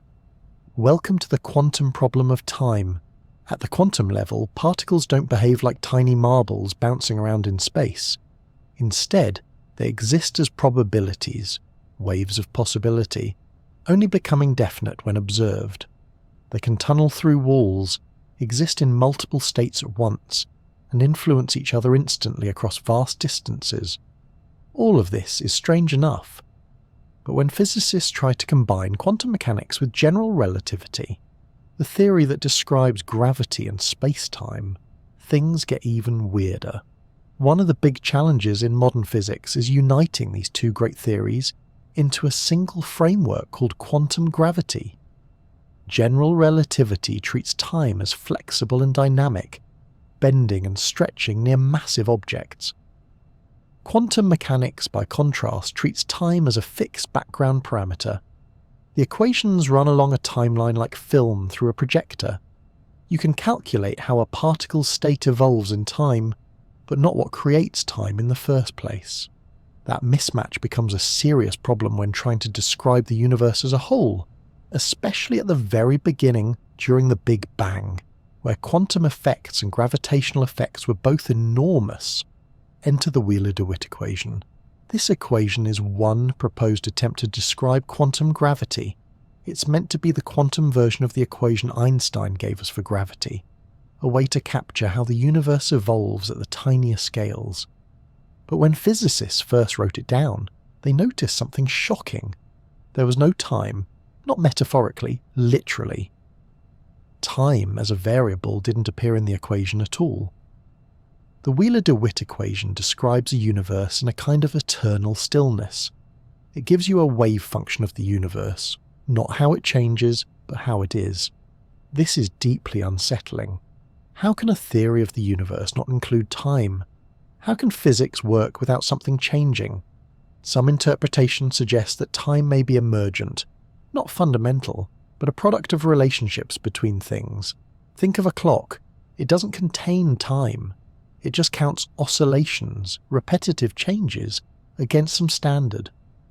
The motion of the hands creates our sense of time, but the clock itself doesn't make time happen. In the same way, the universe might not require time to exist. Instead, time could arise from patterns, from correlations between systems. In this view, the universe isn't ticking along like a stopwatch. It simply is in all its configurations. Time is the story we tell when we look at how parts of the universe relate to each other. It's a bit like flipping through the pages of a flipbook. The book contains no motion, just still images. But when you move through them at the right pace, your brain creates a moving picture.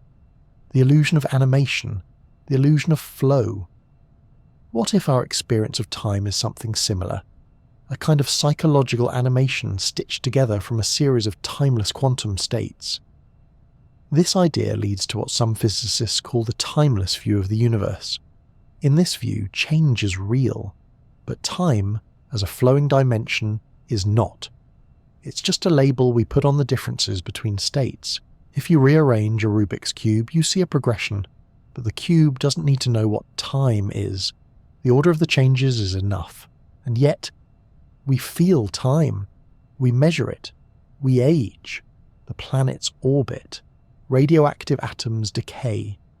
How can all of that exist if the underlying physics has no timeline? One proposal is that time is internal to the system. That is, within a closed system like the universe, one part of the system can act as a clock for the rest. Suppose you're watching an hourglass.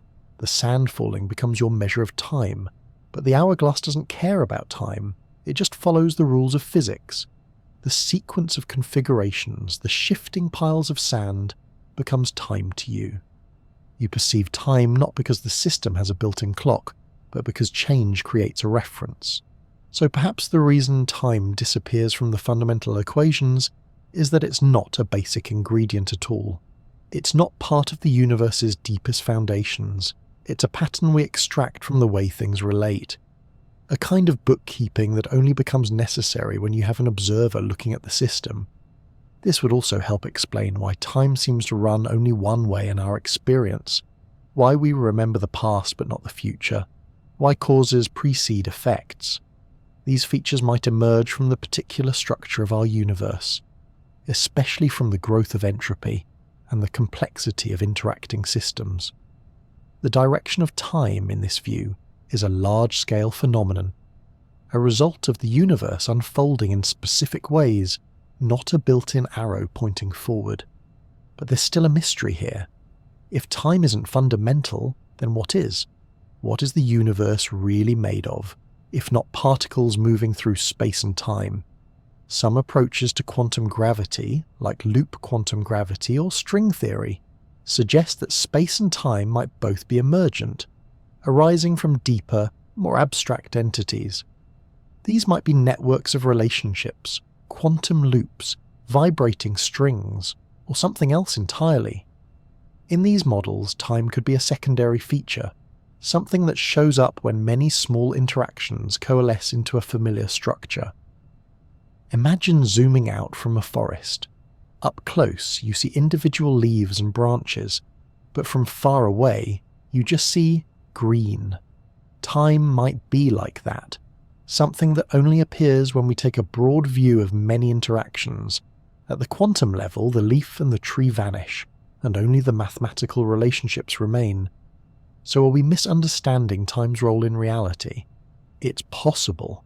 We evolved as creatures that survive by noticing sequences, by remembering patterns, by predicting what comes next. Our brains crave causality, direction, and flow. But nature may not care about those things. The universe may be less a ticking clock and more a vast interconnected structure, a cathedral of configurations frozen in the strange stillness of its own existence.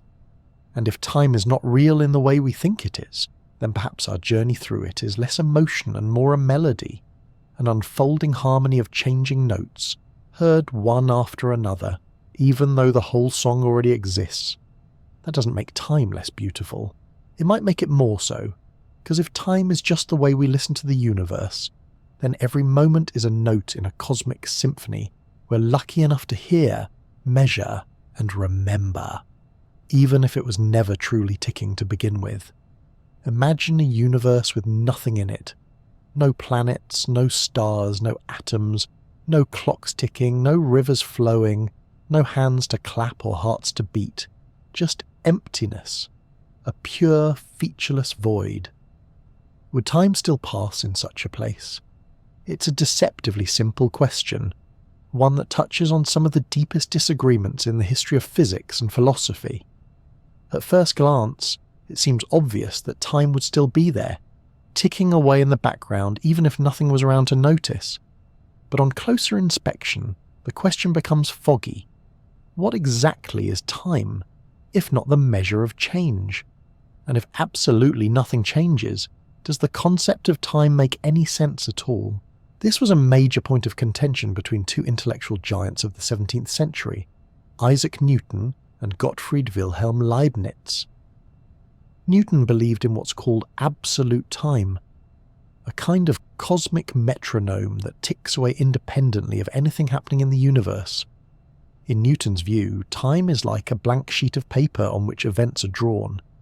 Whether or not anything is actually happening on the page, the sheet exists. Time flows relentlessly and uniformly regardless of whether anything moves. But Leibniz disagreed. He argued for relational time, the idea that time doesn't exist independently, but is instead defined by relationships between events. If nothing changes, there is no time. You need at least something, some kind of motion, some kind of comparison, to say that time has passed. Without events, time is an empty concept, like asking how loud a soundless bell is. Let's return to that empty universe. Picture it again. Pure blackness. No particles, no fields, not even a stray photon zipping through the void. If you were somehow placed inside this universe, though that's a paradox in itself, you'd have no way to tell whether one moment differed from the next. There'd be no heartbeat to count, no breath to take, no orbiting moon to measure. No before and after, just sameness. In such a place, could you honestly say that time is passing? Our everyday experience says yes. We've grown up in a world full of ticking clocks and rising suns. Time is so woven into our perception that we imagine it must persist even in silence. But that's because we never experience a reality without change. Even when things seem still, there's motion. Air particles buzzing, atoms vibrating, thoughts unfolding. Take all that away, and time might not just slow, it might evaporate. This idea leads to a curious possibility, that time, far from being a backdrop, might actually depend on matter and motion to exist in any meaningful way. And it's not just philosophy students who worry about this. In physics, time is intimately tied to measurement. To detect time, you need a process, something that ticks or changes. That's why we build clocks. A pendulum swings, a quartz crystal vibrates, a cesium atom oscillates. These movements give us regular markers to measure time against. Strip away all matter, and those processes vanish. No pendulums, no crystals, no oscillations. Without change, there's nothing to measure. You'd be left with the idea of time, but no practical or conceptual way to demonstrate it. It's a bit like asking how long a movie lasts if you never press play. The reel may be coiled up and ready, but without motion, the concept of length doesn't apply in any lived sense. You need unfolding, one frame after another, for time to take shape. Of course, some would argue that even in a perfectly still universe, time would still exist in some mathematical sense. You could say, hypothetically, that from second 1 to second 2, nothing happened, and from second 2 to second 3, still nothing. But this quickly becomes a word game. If there's no event to mark the passage of a second, is it meaningful to say the second occurred? This touches on another subtle issue, the difference between coordinate time and physical time. Coordinate time is the abstract mathematical variable used in equations, something you can plug into a formula to calculate motion. Physical time, by contrast, is the stuff we actually experience, the felt passage of moments. Coordinate time might exist on paper, but without matter to interact with, physical time might be indistinguishable from a deep eternal pause. There's a similar tension in general relativity. Einstein's equations describe how space-time bends and flexes in response to mass and energy. In an empty universe, those equations simplify dramatically. No curvature, no dynamics. Space-time becomes flat and featureless. It still exists mathematically, but whether it has any physical meaning is another matter. Time in this empty space-time has no reference points. It stretches on, perhaps infinitely, but without clocks, without events, there's no way to say what it's doing. Some physicists speculate that time, like space, may be emergent. That is, it might not be a basic ingredient of the universe, but something that arises when enough complexity appears. Like temperature, which doesn't make sense at the level of a single particle, but becomes meaningful when you have trillions of atoms jostling together. Time, in this view, might be a macroscopic property, a feature that only appears when there are relationships, interactions, and information flow. And that means that in an empty universe, time wouldn't just be unmeasurable, it might not exist at all. Of course, that's a deeply counterintuitive idea. It suggests that time isn't something the universe has, it's something the universe does. And if the universe stops doing anything, no movement, no change, then time stops too. Or perhaps more accurately, it never starts. This might seem bleak, but it's also oddly elegant. It ties time to the dance of matter and energy, to the unfolding of events. Without dancers, there's no dance. Without motion, no time. The universe becomes a blank canvas, not one waiting to be painted, but one that doesn't even know what painting is. In a way, that elevates the role of things in the cosmos. Every atom, every photon, every swirl of a galaxy becomes not just a resident of time, but a creator of it. Change is what makes time real. And in that sense, time is less like the stage and more like the music, impossible without instruments and silent without motion. So in a completely empty universe, would time exist? Perhaps not. Without anything to change, without any way to detect the passage of moments, time may be nothing more than an unlit candle, present only in theory, not in flame. And maybe that tells us something profound about our own universe. That time is not a thing we float through, but a living pattern we help generate. Every second we move, think, breathe and change. There are moments in life when time seems to vanish, not slow down, not speed up, but simply fall away. Ask a monk deep in meditation, a mystic lost in prayer, or even a musician fully absorbed in their performance, and you may hear the same phrase whispered softly. There was no time, only now. This feeling of timelessness isn't just poetic, it's surprisingly common. Across centuries and cultures, people have described experiences where the normal ticking of moments seems to fade, replaced by a vast, still sense of presence. It might be called the eternal now, timeless awareness, or pure being, but it points to the same thing, a state in which the usual flow of past to future melts into something quieter, deeper, and profoundly strange. But what exactly is happening when time disappears from conscious experience? Let's start with meditation. In its many forms, Buddhist mindfulness, yogic breathing, transcendental repetition, meditation trains the mind to pay attention differently. Instead of scanning the horizon for what's next, or ruminating on what just happened, meditation anchors attention in the present. You're not solving problems or planning dinner, you're just observing breath, body, thought, whatever's happening now. And after enough practice, something curious can happen. Time loosens. You stop counting seconds. You stop anticipating. In fact, you stop measuring anything at all. Thoughts slow or cease, and what's left is a sense of spaciousness, a moment that stretches open but without any edges. Some practitioners describe it as stepping outside of time entirely. The breath still moves, sounds still arrive, but there's no rush, no sequence, no push forward, just stillness. To a brain trained to think in clocks and calendars, this sounds like a kind of mental magic. But there's science behind the sensation. Studies using brain imaging have shown that during deep meditation, activity in certain regions of the brain decreases, particularly in areas linked to self-awareness and time perception. The posterior cingulate cortex and parts of the default mode network, which normally help you track your internal state and the passing of time, begin to quiet down. Meanwhile, areas associated with sensory awareness and present moment focus light up. This shift in neural activity may explain why time seems to fade. With the usual mental machinery offline, no checking the clock, no mental timeline, no storytelling, the mind slips out of sequence. It doesn't stop functioning, but it stops narrating, and with no narrative there's no timeline to follow, just pure awareness. This state isn't unique to formal meditation.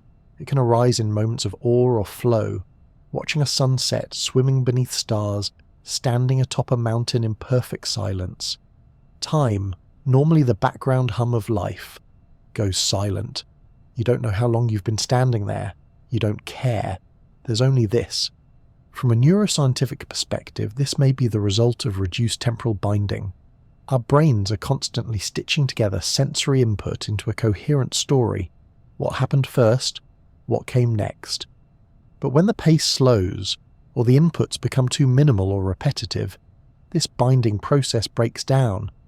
The brain stops organizing time into a neat sequence and instead floats in an undefined moment. This brings us to the question, if your brain doesn't track time, does time still exist for you? In a practical sense, no. Without internal markers like thoughts, changes in environment or emotional cues, the brain has no reference for how much time has passed. That's why long flights or dreamless sleep can seem like they went by in a flash. Without a memory of moments, time becomes invisible. And yet, in these timeless states, people often report feeling more connected, not less. The absence of time doesn't feel like confusion, it feels like clarity. Like stepping outside the swirl of mental chatter and landing in something still and whole. Mystics have called this unity consciousness, a merging of self and world, of now and forever. It's not scientifically measurable, but it's subjectively powerful. Could this mean that time is, in some way, a byproduct of consciousness? That we experience time only because our brains are constantly comparing states? Where we were, where we are, and where we're headed. When those comparisons fall silent, time collapses. There's a parallel here with what some physicists have suggested, that time may not be fundamental, but emergent.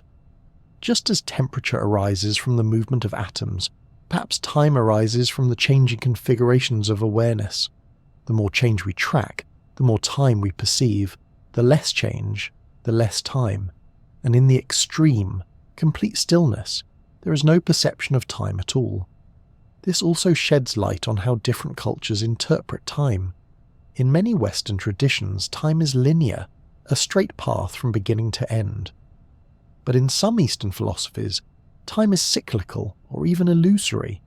In Hinduism and Buddhism, for instance, the self and time are both seen as constructs, useful, perhaps, but not ultimately real.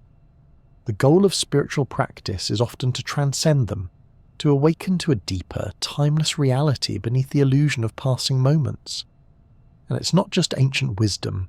Modern psychology has found that our emotional state can profoundly alter how we perceive time. Fear can make seconds feel like minutes. Joy can make hours vanish. The brain's internal clock is more elastic than we often realize, and meditation or contemplative states seem to be one of the most effective ways to stretch or dissolve that clock entirely. Of course, when the session ends, normal time resumes. The mind picks up its familiar tools, plans, schedules, names, events, and the timeline reappears. But something often lingers, a memory of that silence, a hint that beneath the ticking of the hours there is a deeper rhythm or perhaps no rhythm at all. So what does it mean when time disappears from conscious experience? It might suggest that time, as we live it, is more sensation than substance, more interpretation than architecture, a layer of perception rather than a cosmic absolute. Or perhaps it means that time is both, real and not real, tangible yet transparent, like a window we usually look through, but sometimes catch ourselves looking at. And in those rare, quiet moments, whether on a mountaintop, in meditation, or just staring softly into the dark, we catch a glimpse of the world without the clock. Not because the clock has stopped ticking, but because we've stopped listening. And in that stillness we discover something curious. Time was never chasing us. We were chasing time. When you were a child, a summer felt like an entire lifetime. School holidays stretched on endlessly. A single birthday seemed to take years to return. But now, as an adult, you blink and it's autumn again. Another year slips past like a sigh. You start to wonder, why does time seem to move faster the older we get? Of course, clocks haven't changed. The Earth is still orbiting the Sun at the same speed it always has. 1 minute is still 60 seconds, no matter how many grey hairs you've earned. But our experience of time, that's a different story. And it turns out that story has some fascinating twists. Psychologists and neuroscientists have long studied this phenomenon, and while there's no single explanation, there are several overlapping ideas that help us make sense of why the years seem to accelerate with age. One of the most prominent theories is called proportional theory. It's based on the simple idea that each year we live becomes a smaller fraction of our total life. For a 5-year-old, 1 year is a full 20% of their life. That's huge. But for a 50-year-old, a year is just 2%. As we age, each new year feels smaller in proportion to all the years that came before. It's a shrinking slice of the mental pie. This makes intuitive sense. When something takes up more relative space in our lives, we tend to notice it more. Think of how slowly time seems to move when you're waiting for a kettle to boil, or sitting through a long meeting. Each second seems to demand your attention. But the more years you've lived, the less novel each passing year feels. They blend into the background, like wallpaper you've stopped noticing. That leads us to another key factor, novelty. When everything is new, your brain works harder. It pays more attention, processes more detail, and builds more vivid memories. That makes time feel full, because your brain is busy capturing everything. Think back to childhood again. Almost every experience was unfamiliar. Your first bike ride, your first time on an airplane, learning to swim, making a new friend. These moments stood out because they were packed with sensory and emotional novelty. Your brain soaked them in and stretched them out. But as adults, we fall into routines. We drive the same roads, eat the same meals, see the same faces. We switch from curiosity to efficiency. The brain, brilliant as it is, becomes a little lazy. It stops recording in high definition. It compresses the footage. Days blur, weeks vanish. This effect is why vacations often feel longer than the same number of work days. When you travel somewhere new, especially somewhere stimulating, you're flooded with unfamiliar sights, sounds, and experiences. Your brain lights up and your memory stores the trip as densely packed moments. When you look back, the vacation seems full and spacious. A single week away might feel longer than a month at home. Researchers also talk about attention-based theories of time perception. These suggest that the more attention you give to time, the slower it feels. When you're bored, waiting, or in discomfort, you monitor time more closely. And that makes each second stretch. But when you're absorbed, when you lose yourself in something like work, art, or conversation, your attention shifts. You stop tracking the clock and hours can evaporate. As we age, we often get caught in what psychologists call temporal compression. Days become predictable. We multitask. We lose track of the little things. And without those anchors of novelty or attention, our internal timeline begins to contract. It's not that time is moving faster, it's that we're gathering less of it. Fewer reference points, less sensation of passage. There's even some research suggesting that biological changes in the brain may play a role. Our internal clocks, governed in part by structures like the basal ganglia and the cerebellum, may slow slightly as we age. Neurotransmitters like dopamine, which help regulate time perception, also decline over time. These shifts could subtly influence how we track short-term intervals, how long a minute feels, and contribute to the sense of time speeding up. Interestingly, some studies have shown that people with certain neurological conditions, like Parkinson's disease or ADHD, perceive time quite differently from neurotypical individuals. This highlights just how subjective time can be, how tied it is to the quirks of individual brains, rather than some universal experience. But perhaps the most powerful force behind our sense of accelerating time is memory, specifically retrospective time. When we look back on a period of life, we don't remember it second by second. We remember events, milestones, changes. If you lived a year filled with variety, challenge, or transformation, it will feel longer in hindsight. But if the year passed in a blur of sameness, it will seem short, even if the clock measured it the same. This suggests an unexpected solution to the problem. If you want time to feel slower, or at least fuller, fill it. Seek novelty. Learn a new skill. Visit somewhere unfamiliar. Break the routine. Pay attention to your surroundings. Notice the light on the leaves, the rhythm of your breath, the scent of the morning coffee. Because when we enrich the present, we thicken our memories, and in doing so, we stretch time. There's something beautifully paradoxical about this. The more mindful you are in the moment, the less rushed time feels, and yet, looking back, those moments will seem even richer, more plentiful. Time expands when we live deeply in the now. Of course, we can't all live on permanent vacation. Routines are necessary. Habits keep the wheels turning. But even within the ordinary, we can look for sparks of newness, a different route to work, a new recipe, a quiet moment watching the sky. In the end, maybe time doesn't speed up as we age. Maybe we speed up, our days more efficient, our thoughts more rehearsed, our habits more ingrained. And in that speed, we lose the richness that once made moments feel so full. But time isn't lost. It's just waiting to be noticed again. Because the clock, after all, has never changed. Only the way we listen to it has. Few ideas stir the imagination quite like time travel. The notion of leaping backward to witness dinosaurs, or forward to see the end of the universe, has enchanted science fiction fans and theoretical physicists alike. It asks a tantalizing question. Is time fixed and linear, or is it pliable, with loops, shortcuts, and detours waiting to be discovered? In everyday experience, we all move forward through time at the same basic rate, 1 second per second. But in physics, time is far more flexible than it seems.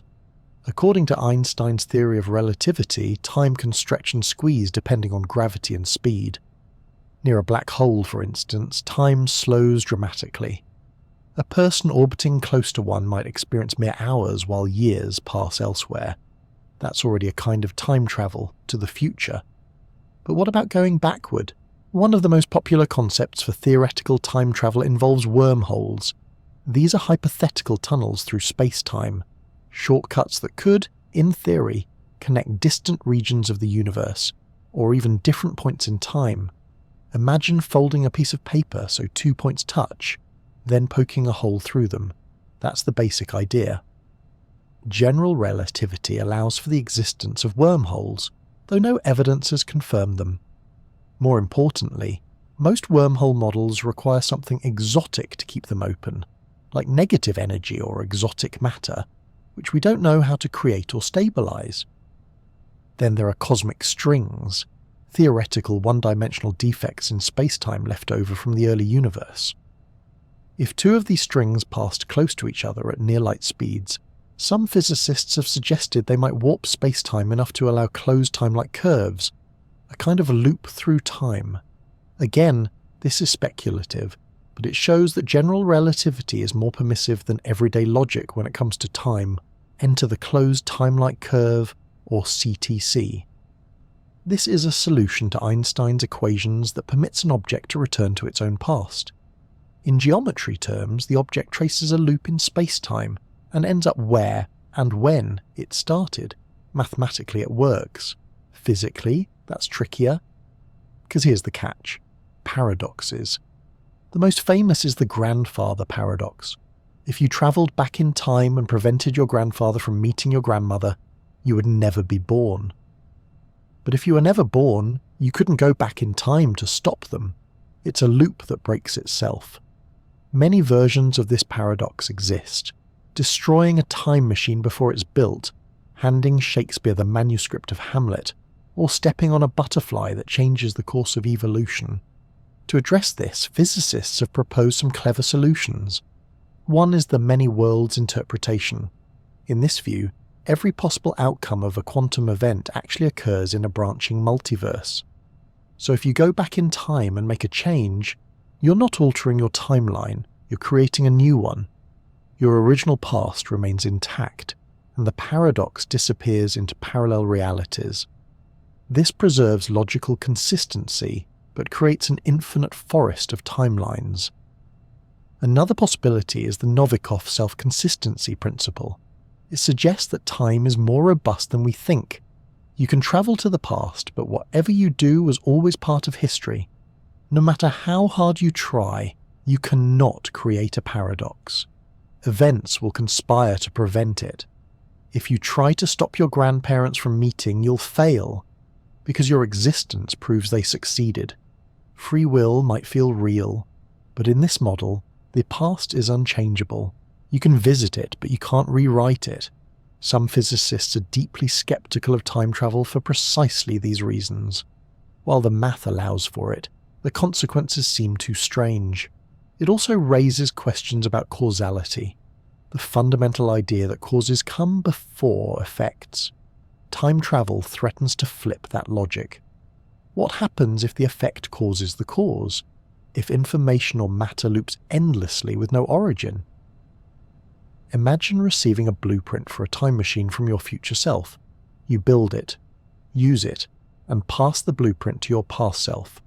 Where did the original idea come from? It exists, but with no beginning. This is called a causal loop, and while it's mathematically consistent, it's philosophically dizzying. And yet physics refuses to completely shut the door on time travel. Even quantum mechanics has flirted with the idea. Some interpretations suggest particles can influence their own past states under very specific conditions. Though these quantum effects don't scale up to time machines, they hint at a universe where time might not be as strict as it seems. What's more, certain solutions to Einstein's equations, like the Gödel universe, discovered by mathematician Kurt Gödel, allow for rotating universes that naturally contain CTCs. These models are highly idealized and don't reflect our actual universe, but they show that general relativity doesn't explicitly forbid time travel. It just demands some pretty strange conditions. Still, most physicists agree that practical time travel, especially to the past, is wildly unlikely. Not just because of paradoxes, but because it would require energy and control far beyond our current capabilities. Exotic matter, precise manipulation of space-time curvature, shielding from cosmic radiation. These are all monumental challenges. And yet, the possibility continues to haunt us. Because time travel, at its heart, is about control. It asks whether we're bound to our past, or if the story can be rewritten. It pokes at our regrets, our hopes, and our wish to see what's behind the curtain of tomorrow.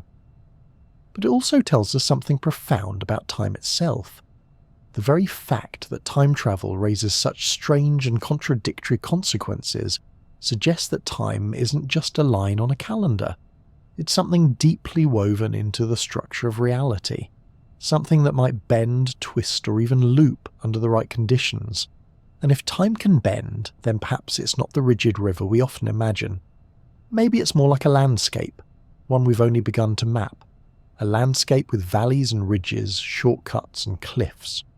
Some paths may circle back on themselves, others might lead forward into fog. Whether or not we ever build a time machine, the idea forces us to ask, is time fixed or flexible? Is the future already written or still being composed? Are we passengers on a one-way track, or are we the authors, dreaming up timelines as we go? One thing is certain. If time travel is possible, it won't just change our calendars, it will change our understanding of everything. Where did time begin? It's one of the strangest questions you can ask, and yet one of the most natural. Because everything we know, everything we've ever experienced, seems to take place within time. Events unfold, causes lead to effects, clocks tick, hearts beat. But was there a first tick, a very first moment? According to modern cosmology, yes. About 13.8 billion years ago, with an event we call the Big Bang. The Big Bang wasn't an explosion in space, it was the sudden expansion of space. And not just space, time too. At that moment, all of space-time blossomed into existence. Matter and energy surged outward. Galaxies began to form, and time, as far as we can tell, started ticking. But here's where it gets weird. If time began with the Big Bang, then the phrase before the Big Bang doesn't really make sense. There was no before because there was no time to be before in. It's like asking what's north of the North Pole. The map just doesn't go that far. This idea is rooted in general relativity. When you try to run the equations backward toward the origin, you reach a singularity, a point where density and temperature become infinite and the laws of physics break down. At that singularity, time reaches a boundary. It's not that something happened before, it's that before ceases to be a meaningful concept. And yet, not everyone is satisfied with that. Some physicists suspect that the Big Bang wasn't truly the beginning, but more of a transitional phase, an event that arose from something deeper, stranger, and possibly timeless. One alternative is the cyclic model. In this view, the universe expands, slows, and eventually contracts, collapsing into a big crunch. After that, it rebounds in a new Big Bang. Over and over again, the universe breathes in and out, each cycle giving rise to a new era of stars, galaxies, and possibilities. Time in this model doesn't begin or end. It loops. Another idea is the bouncing universe. Instead of a single singularity, the universe undergoes a bounce from a prior contracting phase. This could erase the need for an absolute beginning and allow time to stretch infinitely in both directions. Some versions of this idea emerge from loop quantum cosmology, a theory that applies quantum rules to gravity. In these models, quantum effects smooth out the singularity, and a previous universe could leave a footprint in our own. Then there's the notion of eternal inflation. In this framework, our universe is just one bubble in a vast foam of expanding space. The inflationary process never truly ends. It keeps producing new pocket universes with their own properties and timelines. Ours had a beginning, but the multiverse itself may be eternal, with no single starting point. String theory, too, offers tantalizing possibilities. In some versions, our universe is a three-dimensional brain, floating in higher dimensional space. A collision between brains could have triggered the Big Bang, not a beginning of everything, but just the start of our local patch of reality. The larger structure, the bulk, could exist timelessly, or at least exist in a state where time behaves very differently. But what does exist even mean without time? That brings us to the truly mind-bending part. If there was no time before the Big Bang, no change, no motion, no cause or effect, can we say anything was there at all? Can something exist without duration? Our language struggles here. It's built to describe events that unfold in time. When time itself disappears, so does the grammar we use to ask questions. Some philosophers and physicists suggest that the pre-Big Bang state might have been timeless. Not empty, but unchanging. Perhaps a quantum vacuum, a mathematical possibility, or a sea of potentialities in a higher dimensional realm. In such a place, change wouldn't be required. Nothing would happen until something did. But what makes time start in a timeless place? That's one of the great mysteries. Some models propose that quantum fluctuations, random blips in a sea of probabilities, could spontaneously give rise to space, time, and energy. In a timeless void, probability still exists. Given infinite possibility, something eventually becomes. In this view, the Big Bang isn't a cause but a statistical inevitability. There's even a hypothesis that time is emergent, not fundamental to the universe, but a property that arises when systems grow complex enough. Just as temperature emerges from the motion of atoms, time might emerge from the entanglement of quantum information. In the earliest moments of the cosmos, before structure or complexity, there may have been no meaningful distinction between past and future. Time only switched on when the universe became rich enough to host it. Still, many physicists remain cautious. Our current theories, relativity, quantum mechanics, string theory, are powerful but incomplete. None have yet achieved a fully satisfying explanation of how time began, or whether it began at all. The singularity at the Big Bang is a sign that our equations are missing something Some new insight, some deeper framework still waits in the wings. But even without all the answers, the Big Bang offers us something remarkable. A boundary, a cosmic shoreline where physics touches mystery. A place where time, that ever-present companion, might have once been absent. And when we look out at the night sky, we're not just seeing stars, we're seeing the aftermath of a moment when time itself may have begun. Every galaxy, every photon, every swirling nebula is a whisper from that strange silent beginning. So when we ask what came before the Big Bang, we might be asking the wrong kind of question. We might need new words, new ideas, or maybe even a new way to think about beginnings altogether. Because in a timeless void, perhaps nothing begins and nothing ends. It just is. Imagine pressing fast forward on the entire universe. Galaxies drift apart, stars burn out, black holes evaporate, and eventually everything fades into a cold, dark stillness. If you let the timeline stretch out far enough, one big question looms at the end. Will time itself ever stop? It's a surprisingly hard question to answer. We're used to thinking of time as endless, a backdrop to all things. But if nothing changes, if no events occur, if no clocks tick, does time still flow? Or does it lose all meaning, like a song that's lost its rhythm? Let's start with the most widely accepted scenario: heat death. This is what most cosmologists believe the universe is heading toward, based on what we currently understand. In this vision of the far future, the universe keeps expanding forever. Stars burn through their fuel and die, galaxies grow cold and dim, and matter slowly decays. Black holes remain for an unimaginably long time, but even they radiate away their mass through Hawking radiation. Eventually, everything flattens out into a featureless sea of particles at the same temperature. No more gradients, no more energy flows, just cold, sparse emptiness. This is maximum entropy, the state of total thermodynamic equilibrium. In this scenario, you could wait forever, but nothing new would happen. This raises a strange point. If no change is possible, can we still say that time is passing? Philosophers and physicists have debated this. In our everyday experience, time is tied to change. If you're watching a clock and the hands don't move, it feels as though time is frozen.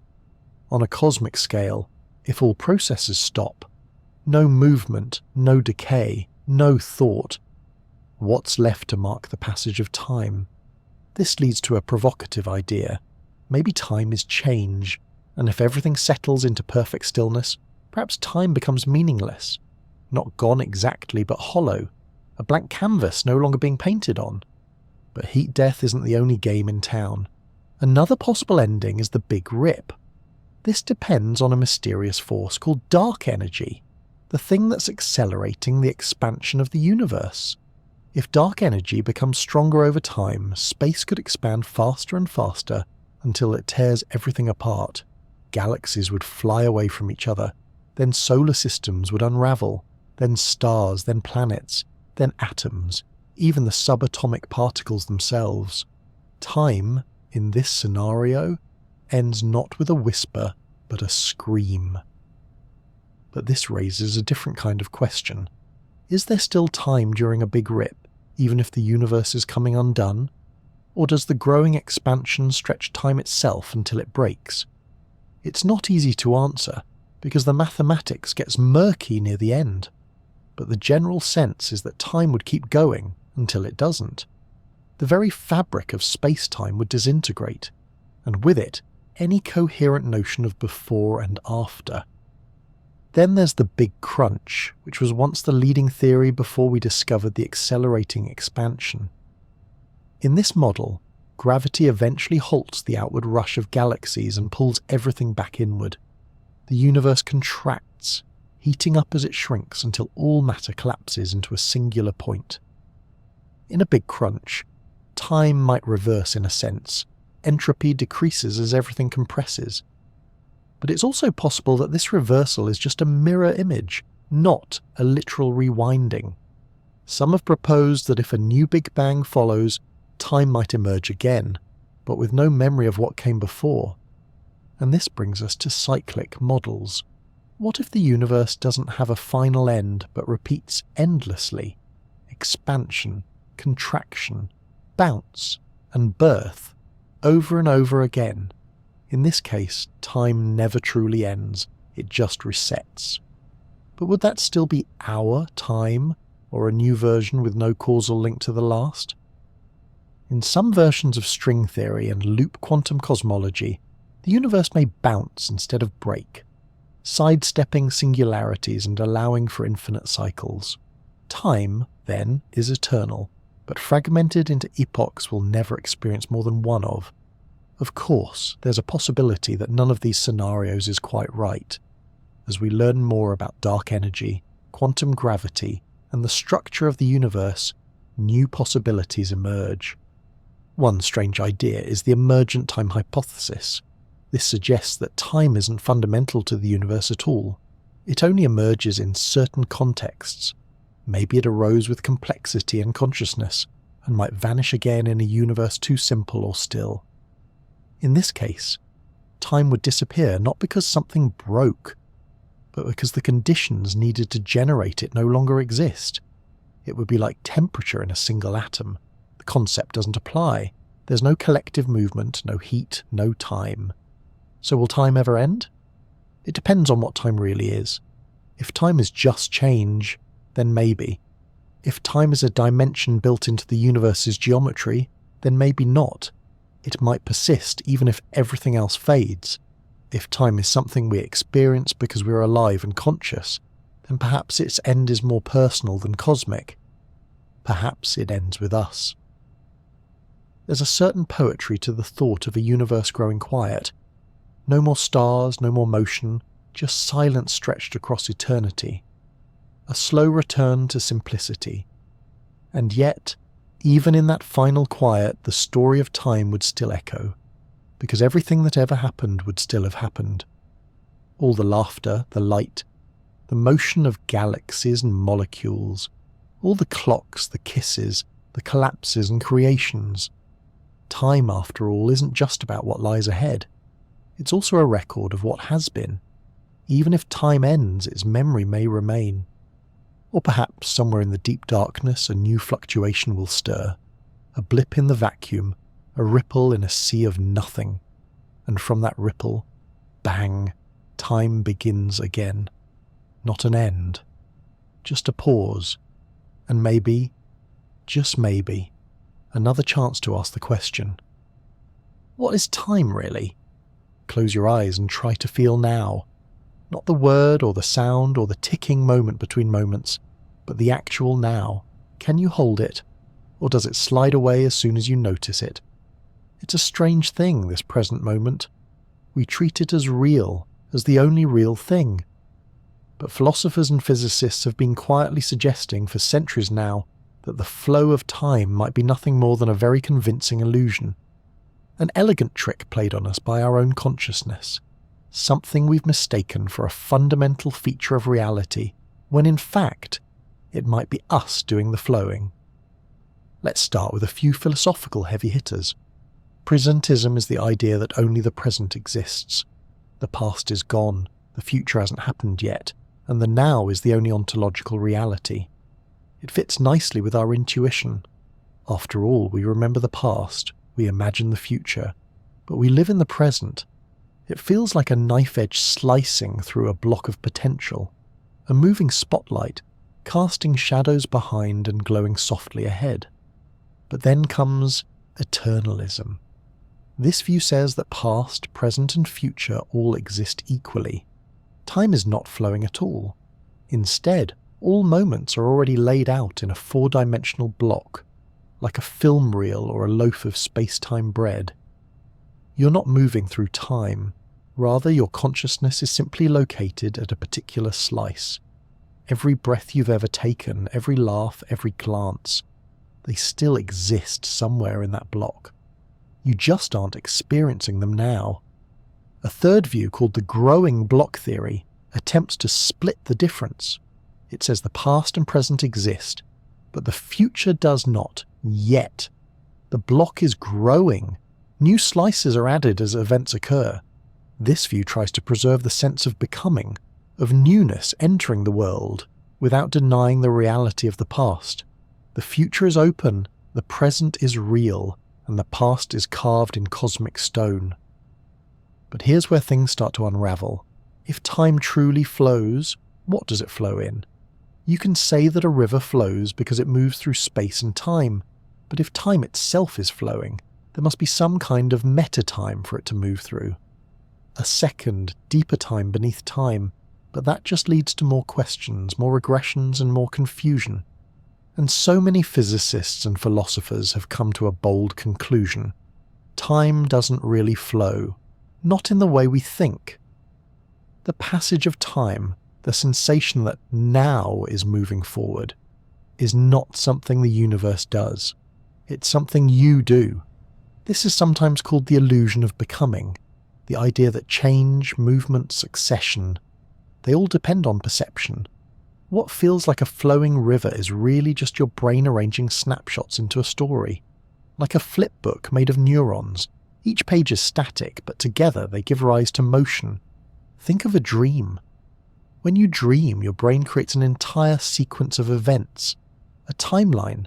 Things happen. You remember what just happened. You anticipate what might come. But when you wake, you realize there was no external time in the dream. It was all generated internally by your mind. Could waking life be something similar? Neurologically, there's some evidence for this. Your brain stitches together moments from slightly different times and presents them as a seamless now. Even your conscious experience lags behind reality by a tiny fraction of a second. What you feel as now is already past. This opens the door to radical questions. If time is a construct, what happens when we remove the constructor? Are trees experiencing time? Is a rock? Is the universe itself ticking away if no one is around to notice? There's a fascinating idea called the ephemeral present. It suggests that the only reason time feels like it's moving is because we have memory. If you couldn't remember anything, each moment would stand alone. There'd be no before or after, just a series of disconnected flashes. Some theorists argue that it's this linking of moments through memory that creates time, not reveals it, creates it. So where does this leave us? If time is an illusion, if it's a useful fiction stitched together by consciousness, then we might need a new way to think about existence altogether. A universe not driven by a ticking clock, but by relationships, patterns, geometry, information. In some interpretations of quantum mechanics and quantum gravity, time vanishes entirely from the equations. It's not just that we can't measure it, it's that it's not there. These formulations suggest a reality composed not of moments in sequence, but of states in relation. Change doesn't unfold, it just is. Everything exists in a web of probabilities and entanglements, and what we call time is just the way we move through it with our limited senses. Some physicists speculate that time might emerge from entanglement entropy, a measure of how much information is shared between quantum systems.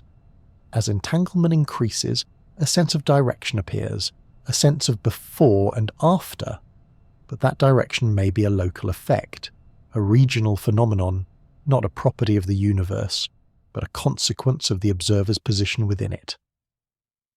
And then, of course, there's the human heart of the matter. If time is an illusion, does that change how we live? If the future already exists, do we still have free will? If the past is still real, does anything ever really go away? If the present is just a mental construction, where are we exactly? Perhaps these questions don't need final answers. Maybe they're meant to keep us curious, open, and slightly amazed. Because whether time is real or not, whether it flows or stands still, whether it's fundamental or fictional, it shapes our every breath, our every thought, every memory, every longing for what was and what might be, and even if it's an illusion, it's the most beautiful illusion we've ever known. We've wandered a long and curious path tonight, through ticking clocks and tangled theories, through memory, perception, physics, and poetry. Together, We've held time up to the light and turned it gently in our hands, trying to see what lies beneath its surface. And if there's one thing we've found again and again, it's this: time is not what it seems. We've seen that it bends under gravity, stretches near light, and seems to vanish in the world of quantum mechanics. It may not move at all, at least not the way we feel it move. The present moment may be a trick of the brain. The future might already exist. Or maybe there is no now at all, just a collection of changes that we assemble into a story. We've listened to ancient philosophers and modern physicists, to neuroscientists, mystics and thinkers who dare to imagine that time isn't something out there, but something in here. A creation of consciousness, a narrative framework, a quiet illusion that gives shape to life. And perhaps that's the most beautiful thing about time. It might be both real and unreal, both objective and personal, both measurable and mysterious. The clocks on our walls might be built from gears and atoms, but the time in our hearts is built from memories, emotions and meaning. It's okay that we don't have a final answer. Maybe we never will. Maybe time is one of those ideas that stretches beyond our reach, not because we're failing to understand it, but because part of it was never meant to be understood, only felt. When we began this journey, I asked where you were watching from. Somewhere in the world, some quiet corner, some still room where night is gently folding in. I asked for a like and a subscribe, and I thanked those already along for the ride, and I wondered aloud, only half joking, whether this video might be so interesting it keeps you awake. If it did, well, at least we shared a few thoughts, a few ideas, a few tiny ripples in the stream of the cosmos. And now, as we bring this story to a close, I hope you feel a little more comfortable with the not knowing, a little more open to the idea that time doesn't need to be solved. That curiosity is its own kind of rest, its own kind of peace, whether time is a river, a clock, a loop, or a dream. Tonight, you don't need to hold on to it. You don't need to measure it, define it, or even believe in it. You can just let it go and drift softly into sleep,